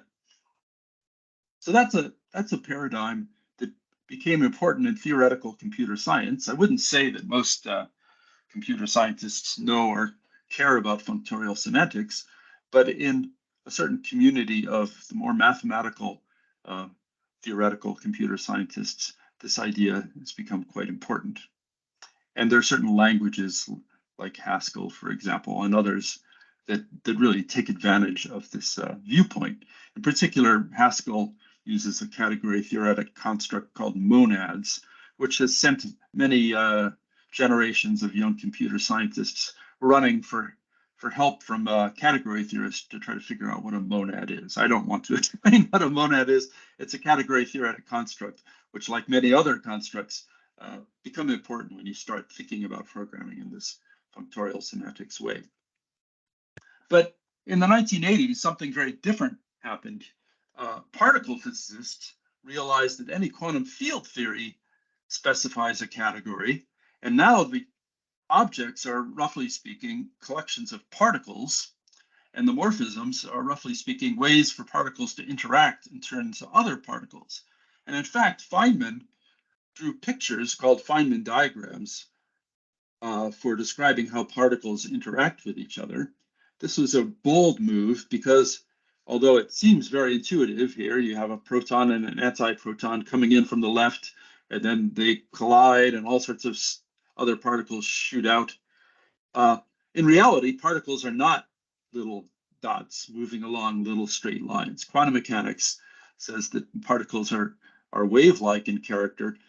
So when Feynman introduced this pictorial language, he got a lot of opposition from older quantum physicists like Heisenberg and Bohr.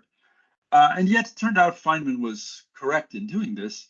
What Feynman diagrams actually are, later became clear, much later, is there are pictures of morphisms in specific categories, and that each individual quantum field theory gives a category, and then that determines what allowed Feynman diagrams you can write. So if you have a theory that doesn't have quarks in it, you're not allowed to write this Q line for quark. And then what do you do with these pictures? Well, your goal in particle physics is to compute a bunch of numbers, like what's the probability that if I smack two particles into each other that some other particle shoots out. So for calculating numbers, we need to interpret our Feynman diagram. That is, in the functorial semantics attitude, we need to functor from our category to some other category which assigns meaning to the Feynman diagrams. And this category we could take to be the category of Hilbert spaces, a widely loved mathematical structure in quantum mechanics. And so then this functor will turn any Feynman diagram into a morphism in the category of Hilbert spaces, and that's called a linear operator between Hilbert spaces. And so you can look at what physicists are doing with Feynman diagrams as basically using them as a syntax, which they then apply the semantics to then grind out numbers. Now, Feynman probably would have laughed at this whole business because he knew what he was doing. He didn't need any category theorists to tell him what he was doing. But by the 1980s, particle physics had become elaborate enough and deeply connected with enough pure mathematics that this attitude of thinking of quantum field theory in terms of functorial semantics became a really profitable attitude. You could do things with category theory that particle physicists were struggling to do without category theory. And so it helped. And this led to a whole line of work trying to relate category theory to quantum mechanics. And in 2004, Samson Abramsky and Bob Kricke wrote a very influential paper showing that a certain quantum process that goes by the name quantum teleportation, and also other quantum processes, could be understood using category theory and using diagrams that resemble Feynman diagrams. But here, the edges in these diagrams, which now I guess we're reading from top to bottom rather than across, the edges are not describing elementary particles, but just states of an arbitrary quantum system. So it could be an electron or it could be some larger system.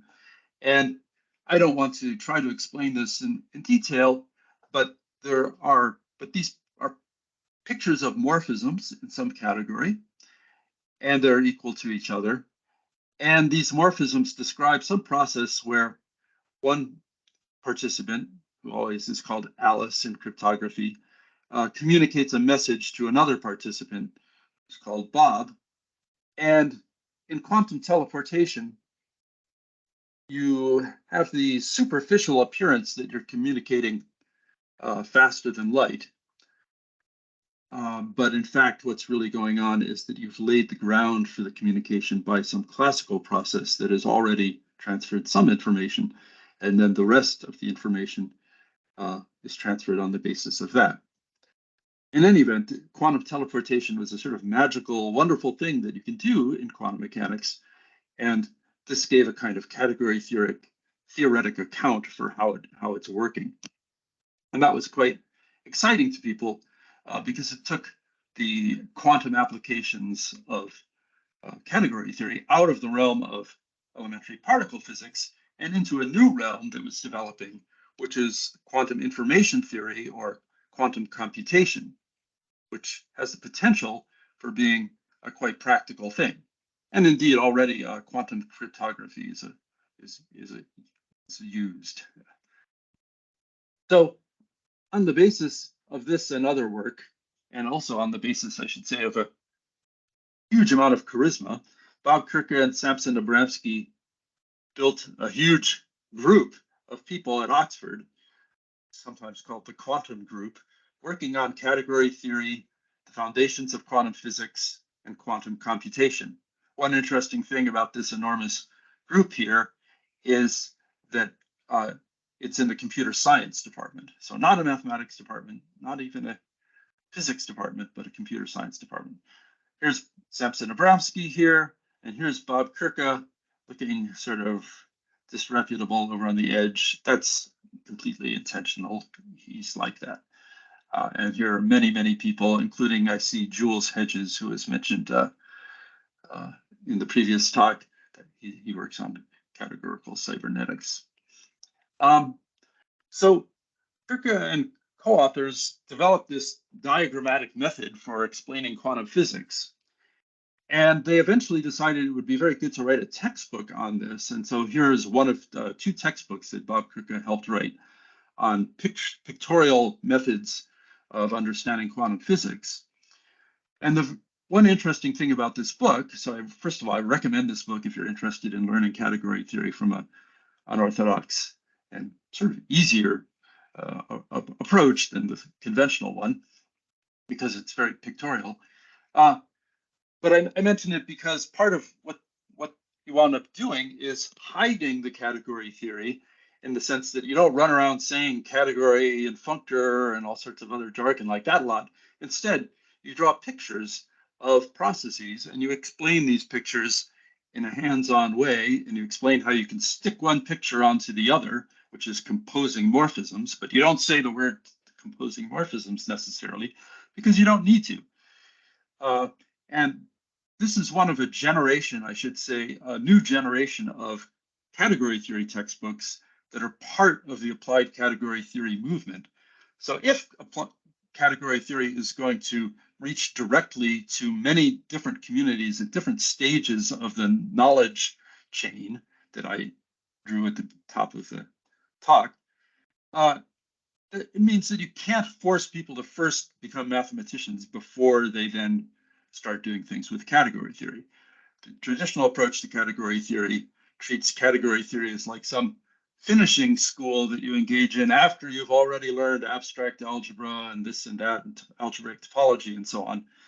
That's just too onerous a path to category theory if you're trying to get computer scientists, much less business people, to get some inkling of category theory. And it's not really necessary to take that elaborate route because category theory is something so fundamental that it can be explained more directly.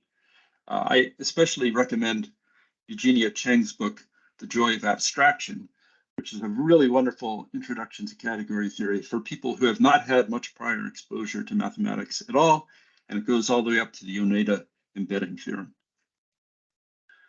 So in 2021, Kirk actually left Oxford University, and he became the chief scientist of a company called Quantinuum, which uses category theory for quantum computing and also natural language processing.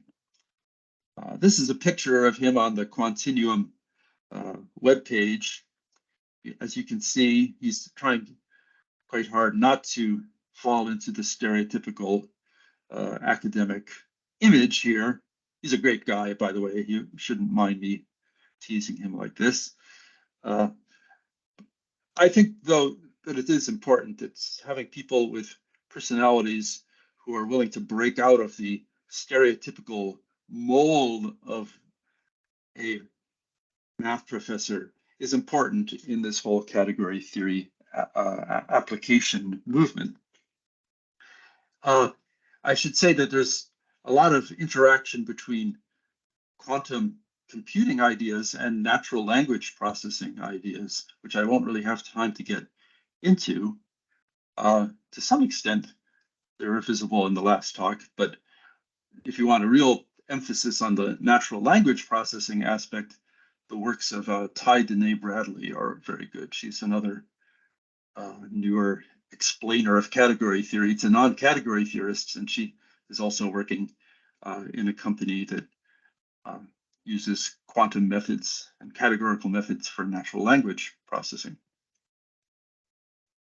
But functorial semantics is extremely general, so it's not just applicable to the topics that I've already mentioned. So in lots of areas of science and engineering, people use a syntax where you draw diagrams and then a semantics where you convert those diagrams into math, which is very often the systems of differential equations. You're describing how things change in time. You're describing dynamical systems. So you use differential equations. But the interesting part is that hooking up diagrams to each other is actually composing morphisms in a category. And the fact that you're working with functorial semantics says that when you compose those morphisms in the syntax category, your functor will map it, the resulting composite, to the composite of the two systems of differential equations that each picture separately is mapped to. So in other words, there's another category lurking around here where the morphisms are actually systems of differential equations. Systems of differential equations with some specified inputs and outputs to serve as the source and target of your morphism. Here are some different pictures. You've seen a bunch of these types of pictures, I hope. So electrical circuit diagrams are one of the earliest and very widely used. This thing here is called a Petri net, and it's a Petri net of a particular model for the AIDS virus and its interaction with blood cells, infection of white blood cells. This here is a very small diagram in the subject of control theory, where you have some process that in an industrial plant that you're trying to keep under control. And so you take feedback, you read off information from that process and you use it to feedback, affect the process itself to keep it on track. I mean, the very simplest example here would be like a thermostat. but in industrial chemistry, they become much more elaborate. And so there's a whole diagrammatic language of control theory that you can read about in textbooks on that subject. And this is a little diagram of some molecules in molecular biology. Molecular biology or biochemistry, they have so many different diagram languages that in fact they've set up a committee to standardize the diagram languages so that people reading different biochemistry papers can look at the diagrams and not have to be explained each time what the diagrams mean. But it's sufficiently baroque that that the committee wound up choosing 3 different diagram languages because they need multiple languages to describe different things they're interested in. So these are very widespread, and the people in these different subjects don't think of what they're doing here as category theory. They don't think of it as mathematics. They think of it as, this is the stuff we draw to understand the differential equations that you can convert these pictures into. The equations are the math, but these pictures are our own private little trick for understanding what's going on. But I claim that these pictures are actually also mathematics. These diagrams are morphisms in various categories, which are using functorial semantics to convert to differential equations. So I decided that had to be true, and I wanted to work out the details around 2012. So I asked Brendan Fong, who eventually became my grad student, to tackle what I thought would be a very good first example, namely electrical circuits, because everybody knows about electrical circuits and the mathematics of them is in some sense very well understood. Linear electrical circuits, for example, made out of just resistors or maybe capacitors and inductors as well. I asked them to create and study a category having open electrical circuits as morphisms. So these are electrical circuits which have certain things hanging out which serve as inputs and outputs. I think in the last talk they were called cilia. So these are just these dots here. So he took forever to do it, so it seemed, but it turned out that what he was doing was not just answering the question that I asked, but in fact, answering a much more general question. He invented a general theory, which he called decorated cospans, for handling this problem, but also all the other problems that I described. That is essentially all the other kinds of diagram languages I showed can be understood using the theory of decorated cospans, although the details have to be individually worked out in each case. This decorated cospan formalism is a recipe for getting categories of this general sort. And so naturally, it did take him a while to do a good job of it. And he finished his thesis on it in 2016. I won't attempt to explain decorated cospans any more than I just have. I've given lots of talks on decorated cospans, and you can see on YouTube me giving talks about them if you're interested.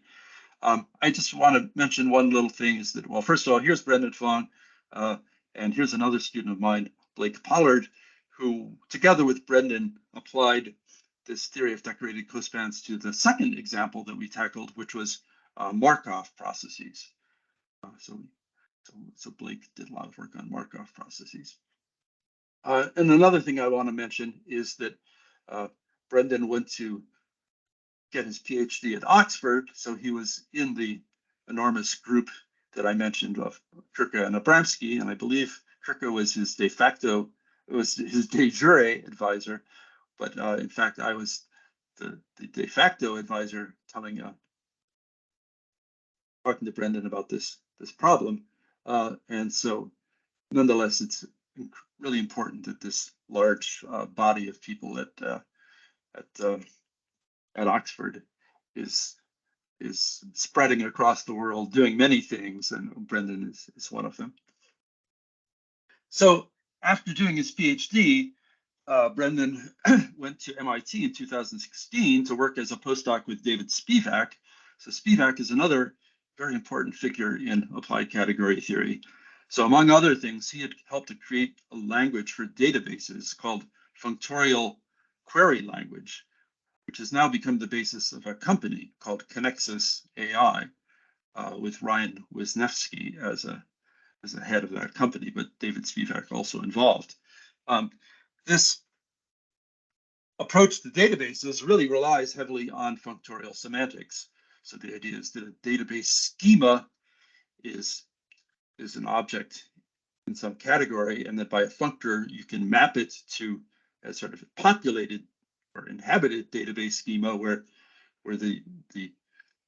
your table of is actually filled with entries. You can imagine like taking a spreadsheet and actually typing in the entries. That's one possible interpretation of the abstract database that has not yet been interpreted with specific people's names and numbers. And in 2014, David wrote a textbook on this idea and others called Category Theory for the Sciences. So I also highly recommend this as yet another of this new generation of category theory textbooks that's trying to reach out beyond the traditional confines of the category theory community of highly pure mathematicians toward other audiences. And in 2018, Brendan Fong and David Spivak wrote another textbook explicitly on applied category theory, which is fondly called 7 Sketches, but its actual title is here, is longer, emphasizing the principle of compositionality in many guises. And they taught a course on it, which you can see on YouTube if you click on this link in my slides. And the textbook is also available for free on the archive, as well as for purchase. And I'm mentioning this stuff about things being available online for free, partially because when you're trying to reach out of the pure math realm into the rest of the world and teach the rest of the world category theory, you quickly realize that making things easily available for free is going to speed up the process a lot. And so I think there's a general commitment so far on the part of a lot of applied category theorists to make things open source and easy to get at. Now, in 2018, my graduate student, Kenny Corser there, and I came up with structured cospans, which is a simpler alternative to decorated cospans. Turns out to be not quite as flexible as decorated cospans, but in many cases, either formalism works. And in those cases, I'd say structured cospans are simpler. In 2020, Christina Vasilikopoulou, who's standing to the left there, helped us understand how decorated and structured cospans are related. For a while, I thought structured cospans would replace decorated cospans, but it turns out we now see that they can't cover quite as much territory and that we really need decorated cospans in some cases. So the full story is somewhat elaborate right now, and I've given talks about that, but it's actually very pretty. So by now, structured and decorated cospans have been used to study open systems of many kinds. So by open systems, I mean systems that have loose ends, that are meaning systems that are morphisms in a category that you can stick together or compose to get bigger systems. And open graphs are just simply a graph with loose ends. It's a very combinatorial structure. That's a very simple example. Open Petri nets is a more useful example. Here's a picture of an open Petri net where you have things describing they're called places. They could represent like populations of different kinds of chemicals or organisms. And then you have these blue boxes called transitions, which describe how things can come out of various places and turn into things of other kinds. If you attach numbers to these transitions, describing the rate at which the transition tends to occur, you get something called an open Petri net with rates, or maybe an open chemical reaction network with rates. And my student, Blake Pollard, worked on those. Open electrical circuits, I've mentioned. Open Markov processes, I've mentioned. Open dynamical systems, those are the systems of differential equations interpreted as morphisms in some category. So there are papers on all of these, and if you click on these brown things, you'll get to those papers. So at a certain point, I thought that maybe someday all of this would lead to some unified language of the sciences, and my ambition which seems very limited in retrospect, was that by interacting with scientists, maybe eventually this unified language would help scientists in one discipline talk to scientists in another discipline and share tricks of various sorts. But then something quite different happened, which is much more exciting in my mind. Namely, in 2019, James Fairbanks, who's an engineer, and Evan Patterson, who is a statistics PhD, began developing a computer system called Algebraic Julia it's a system for high performance scientific computing built on the language called Julia, which is designed for crunching numbers really fast. But algebraic Julia lets you program using constructs from category theory. So in algebraic Julia, you can talk about categories, functors, and all these other things that category theorists like to talk about, and write your programs using those concepts. So it's a very, very high level system, but coupled to the raw computational power of algebraic Julia. So they were trying to revolutionize scientific computing in this way. And in 2020, Evan implemented structured cospans in algebraic Julia. And then using this system for the example of open Petri nets, he and Mika Halter reconstructed some of a COVID-19 model, which was currently being used by the UK government. So the UK government had a very elaborate model of COVID-19 with many populations of different people with different conditions, possibly living in different locations, etc. And then, the populations are these orange boxes, and able to turn into other kinds of people via these transitions in blue. The whole model is much larger than this. This is just a tiny fraction of it. And what they wanted to demonstrate was that you could build the whole model by building smaller models in pieces and then subsequently sticking together those pieces, which is in fact something that had not been done before. Models were had to be constructed whole cloth essentially by one person keeping track of the whole thing. But this was a new approach, compositional epidemiology. And so it attracted the attention of some epidemiologists, especially since COVID-19 was a very live issue at the time. Then, in a different direction, in 2021, Brendan Fong and David Spivak, who had been, remember, over at MIT, decided to quit traditional academia and start their own institute called the Topos Institute in downtown Berkeley. It's an institute for applied mathematics, but with a heavy slant on applied category theory. And they hired a number of people, including Evan Patterson, and also Sophie Libkind, who's here, who will appear later in the story.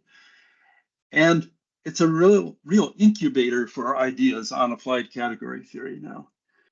And so this is another one of the sociological moves that had to be made, I think, to bring applied category theory forward. I recommended Brendan not try to start an institute right after his first postdoc, but luckily he was much braver than I would ever be, and he went ahead and did it, and it's quite successful now. So in 2022, Sophie Libkind, Mika Halter, Evan Patterson, James Fairbanks, and another person I haven't mentioned, Andrew Baez, used algebraic Julia to systematically build models of epidemiology using open Petri nets with rates. So here are some open Petri nets, the rates, that is the number data is not being shown here. And here they're being stuck together to form a larger open Petri net. The way that they're being stuck together, you'll notice, is not end to end. This is not the normal end to end composition that you see in a category. This is something a little bit more general. We're sticking them together using a trick called an operad. So operatic composition is one of the things that they incorporated in their algebraic Julia software, which is, so this previous work was done in a slightly ad hoc basis, but this really used operads in a systematic way. And then in 2022, also, another team of people, including myself, used algebraic Julia to create software for building models of epidemiology using another style of diagrams called open stock flow diagrams. Well, stock flow diagrams, but we're making them open. So here are some of those kind of diagrams being stuck together in an operatic style that is not end-to-end, but sort of gluing them all together to form a bigger model. So part of the point here is that when we started talking to actual epidemiologists, we applied category theorists learned more about how they actually want to do their models. And they didn't really want to do their models using Petri nets primarily. They wanted to use a different technique that they considered congenial, called stock flow diagrams. So in fact, there's a community of epidemiologists who use stock flow diagrams to model the spread of disease. And it includes my co-authors, Nathaniel Osgood and his grad student, Xiaoyan Li. And one crucial fact is that they did COVID modeling for the government of Canada. So they were requested by the government of Canada to set up COVID models for a number of different provinces. And in the process, they gained a lot of experience with stock flow models. They already had a lot of experience and they wouldn't have been asked to do it, but they gained a lot more experience and they learned some of the problems of the existing technology. There's a beautiful thing about stock flow diagrams, which is that with just a little bit of training, you can read them and you can understand what they're talking about. So a fellow named Hoffman has pushed the idea of community-based modeling, where you go to a community that has some problem, like a disease or some other type of problem, and you help model it, and you model it by drawing stock flow diagrams, which here are hanging on the wall in a room in rural India.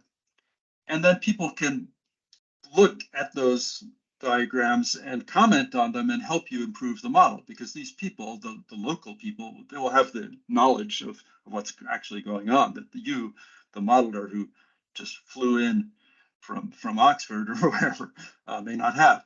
And here we see a woman here looking at the picture on the wall, and this is actually from a story where this woman noticed that some ingredient was being left out of the model that these village elders hadn't known about or hadn't thought about, and so she helped fix the model. So that's the example of what you can do. And you notice that none of the people in this story here had to know category theory, but they were in fact drawing morphisms in a category, unbeknownst to themselves.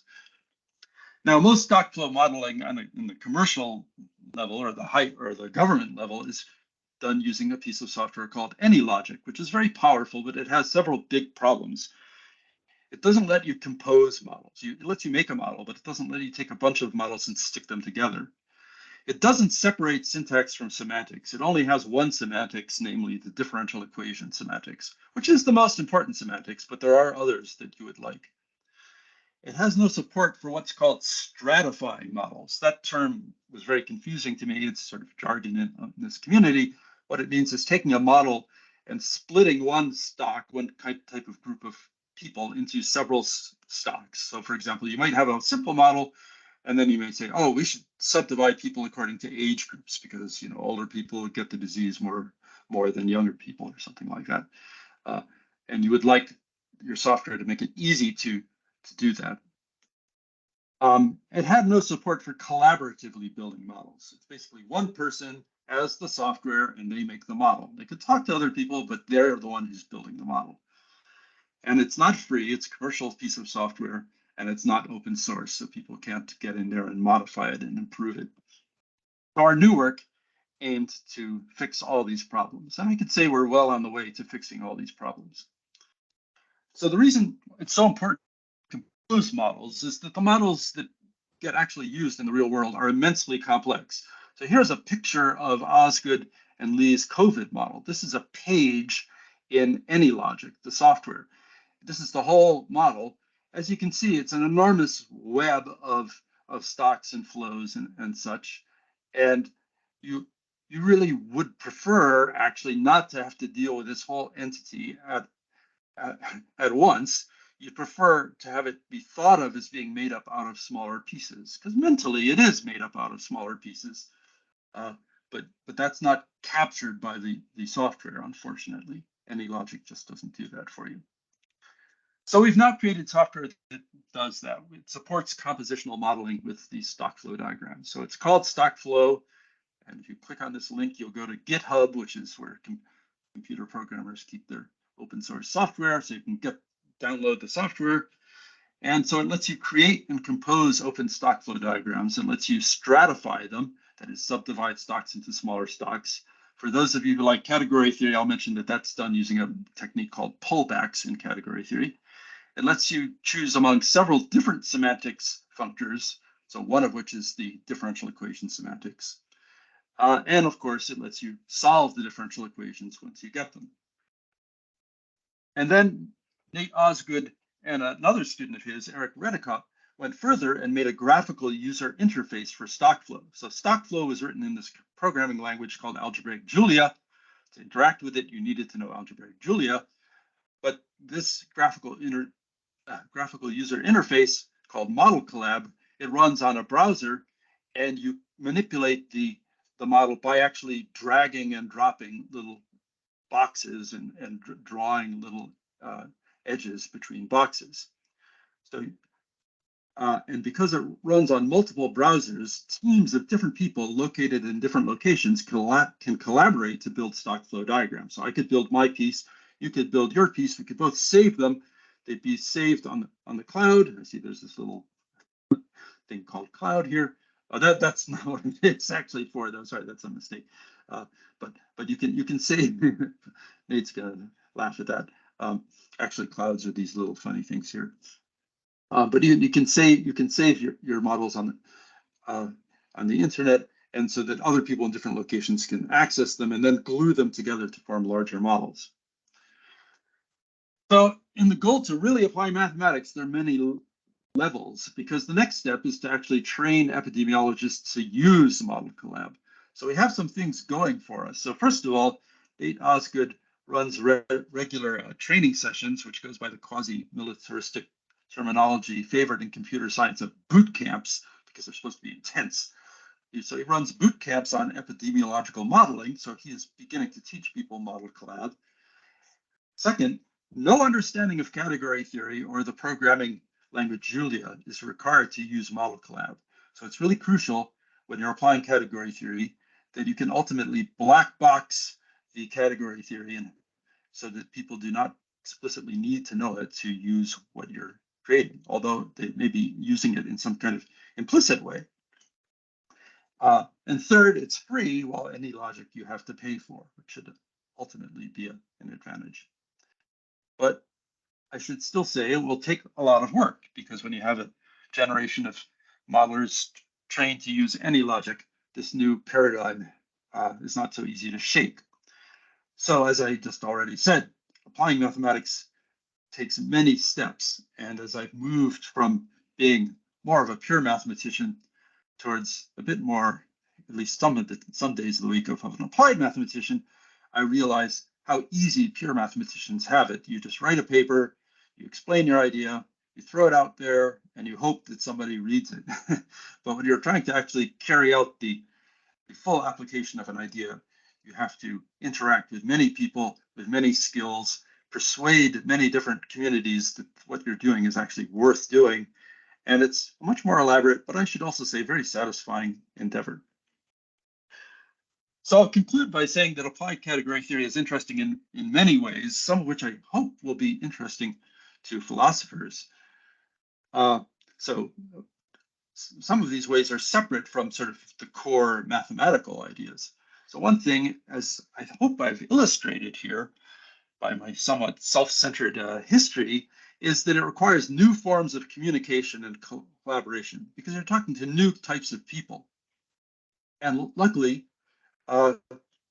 these are starting to come into existence. So there's an annual applied category theory conference that's first started in 2018, run that time by Brendan Fong and some of his other young friends. Another is a journal. So there's a journal called Compositionality, which is again started by Brendan Fong and some of his young collaborators and friends. This is an open access, free to publish, free to read journal of applied category theory, which I recommend to your attention. And another is called the Category Theory Community Server, which is sort of like a chat site or a discussion site for applied category theory, actually for all category theory, but it has a lot of applied category theorists there. This was initiated by my grad student, Christian Williams. And so these are different ways for category theorists to start talking to other kinds of people, people who might want to apply category theory or learn category theory. And I hope that these catalyze the process that I'm trying to outline here. Another thing is that category theory raises ethical issues in ways that category theorists aren't used to. Pure mathematicians tend to feel themselves somewhat insulated from a lot of ethical issues because although their math may get used for all sorts of purposes, they don't consider themselves particularly responsible for how their mathematics gets used because it's so abstract that they sort of can blame someone else for understanding it and doing something with it. But when you start doing explicitly applied category theory, that sort of veil of protection is ripped open, and you see that what you're doing may have a fairly immediate effect. So, for example, the biggest funder of research on applied category theory is currently the US military right now. And also, a lot of applied category theory is being used for artificial intelligence or machine learning or large language models or so on. So I'm not saying that those are necessarily bad things. I'm saying that those are things that definitely raise serious ethical issues. And so I'm worried about the danger that applied category theory will wind up merely intensifying the already existing patterns in society. That is, it will only make the richest and most powerful people even richer and more powerful. I would prefer it if applied category theory could do something really different, really new. This is one reason why I've tried to focus on epidemiology, which is a little bit different than some of the other applications. Of course, even epidemiology ultimately feeds into the healthcare system, so there are questions about that as well. I would really like to use applied category theory for environmental issues, but I haven't quite gotten there yet. Anyway, I just wanted to emphasize that ethics is the provenance of philosophers, and this is a really interesting intersection of mathematics and ethics, which I hope that people think about. And another thing applied category theory does is revitalize what is a very old question: which mathematical structures are best for describing and designing systems? I emphasize designing because with the rise of computers, whatever you can think about clearly enough, you can make. So it's not merely describing the external world, you're also making worlds based on your descriptions. And so with this immense freedom that you have in computer science, the question is what should guide you? And it opens possibilities for some really radical progress, because these are some really brand new ideas that we're talking about here that may let us organize systems in new ways. So I think there's a lot to think about here, and I hope some people here give it a try. Okay, I think I'll declare it done. Brilliant. Thanks ever so much. You can see why I got drawn in by him 30 years ago. His ways of conveying ideas so clearly. Okay, let's have some questions then. Let me bring up the people. If people online have some questions, they can raise a hand, and I hopefully should be able to see. Or anyone here? Okay, Mark's got a question. I do have a question, and I'm finding stuff that thanks for that, by the way.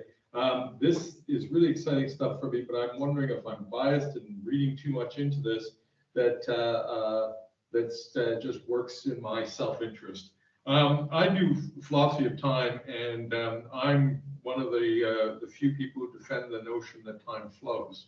And I see in your work, but maybe it's through these biased eyes, that this project is bringing back the idea of thinking of differential equations, for instance, as things that flow, that functions are something that flow. And I noticed the importance of diagrams as and these diagrams are reminiscent of what organizations would call flowcharts.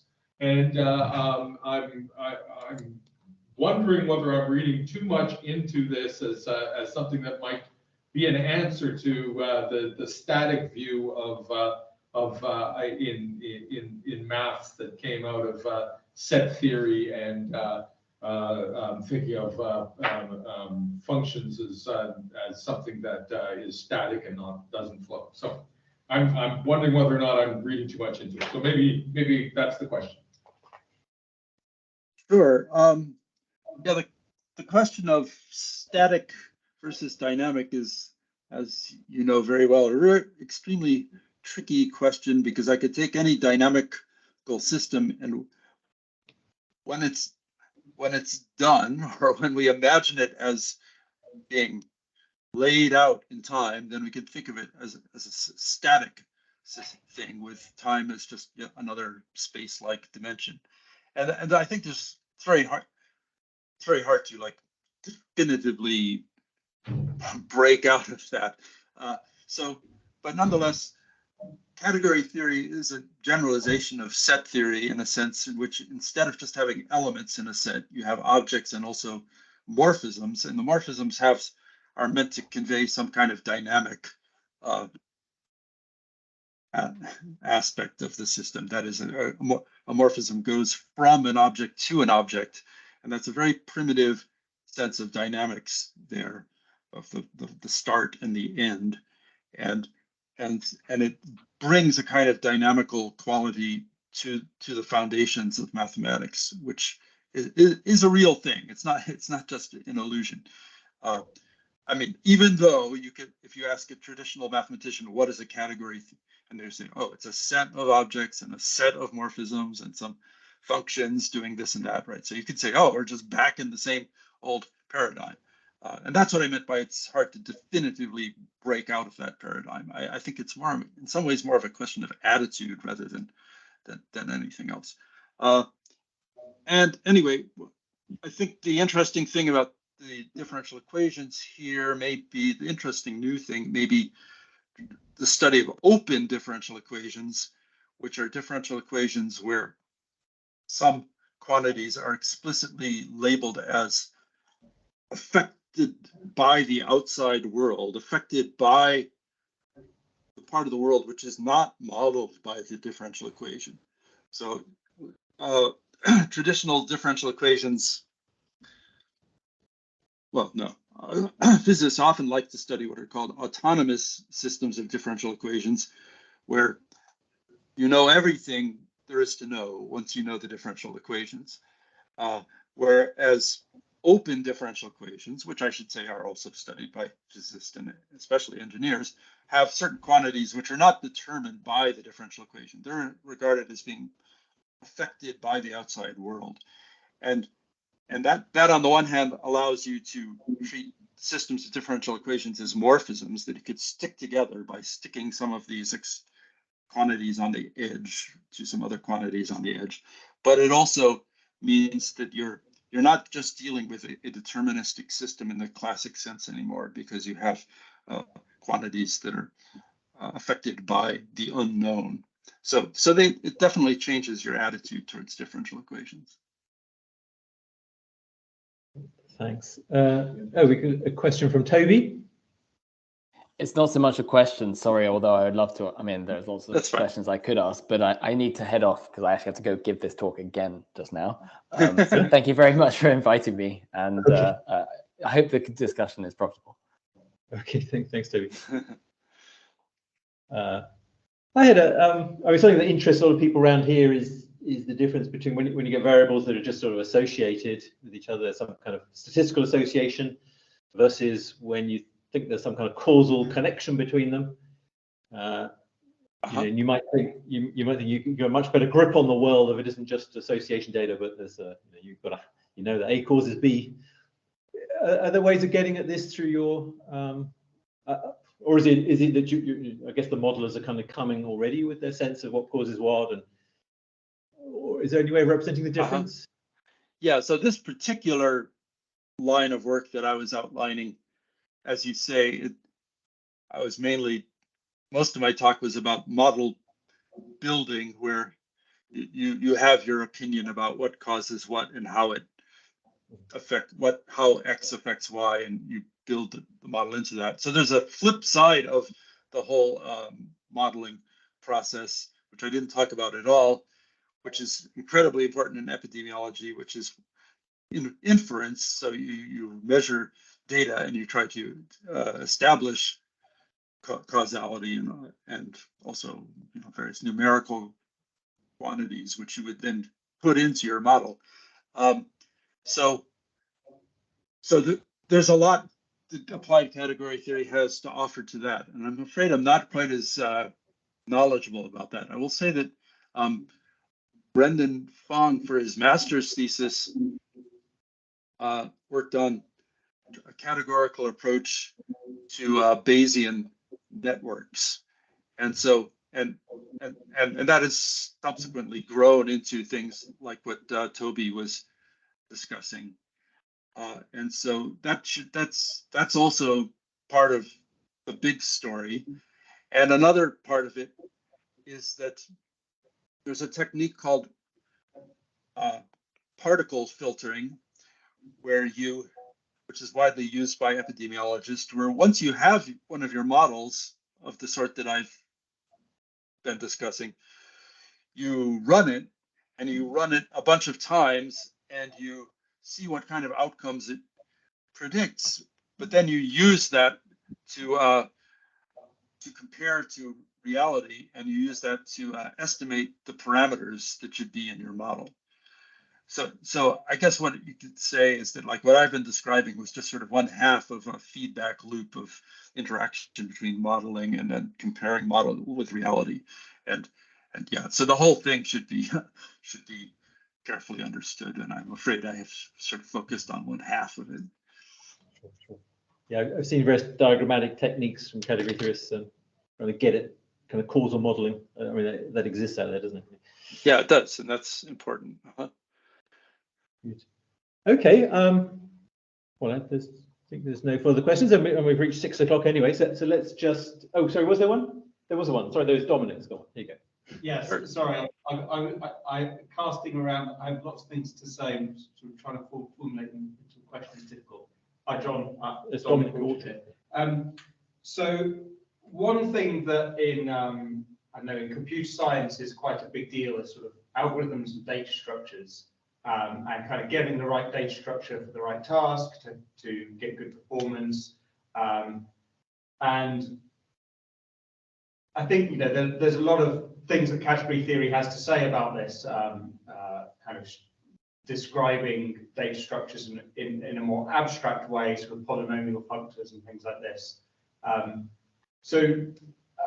What I haven't quite sort of understood is how much of that kind of work is going on in the applied category sort of movement recently, sort of linking with back with computer science, the sort of like programming aspects around what I would call kind of classical computer science, sort of algorithms and data structures. Do you know if there's much of that going on within the sort of ACT world, or is that largely more back with the computer scientists? So the algebraic Julia community is really trying to blend computer programming with category theory in a really rich way, so that you can write software and you can say, define functor, blah, blah, blah, define pre-sheaf category, blah, blah, blah. So that's just one of several different initiatives to try to bring category theory into programming. So not just have it help programming it, but have it actually be part of the programming. So that's one thing. There are lots of other things, and I probably don't know a lot of the other things. So I will just mention again this company, Connexus.ai, uses categorical approach to databases. So it turns out that updating databases is very nicely described using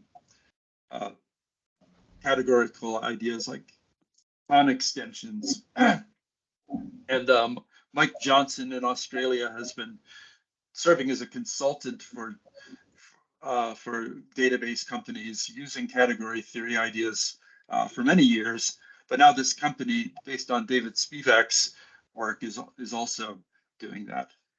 And there are a lot of other things. I should say that there's just a lot more on the computer science side that I'm not very familiar with.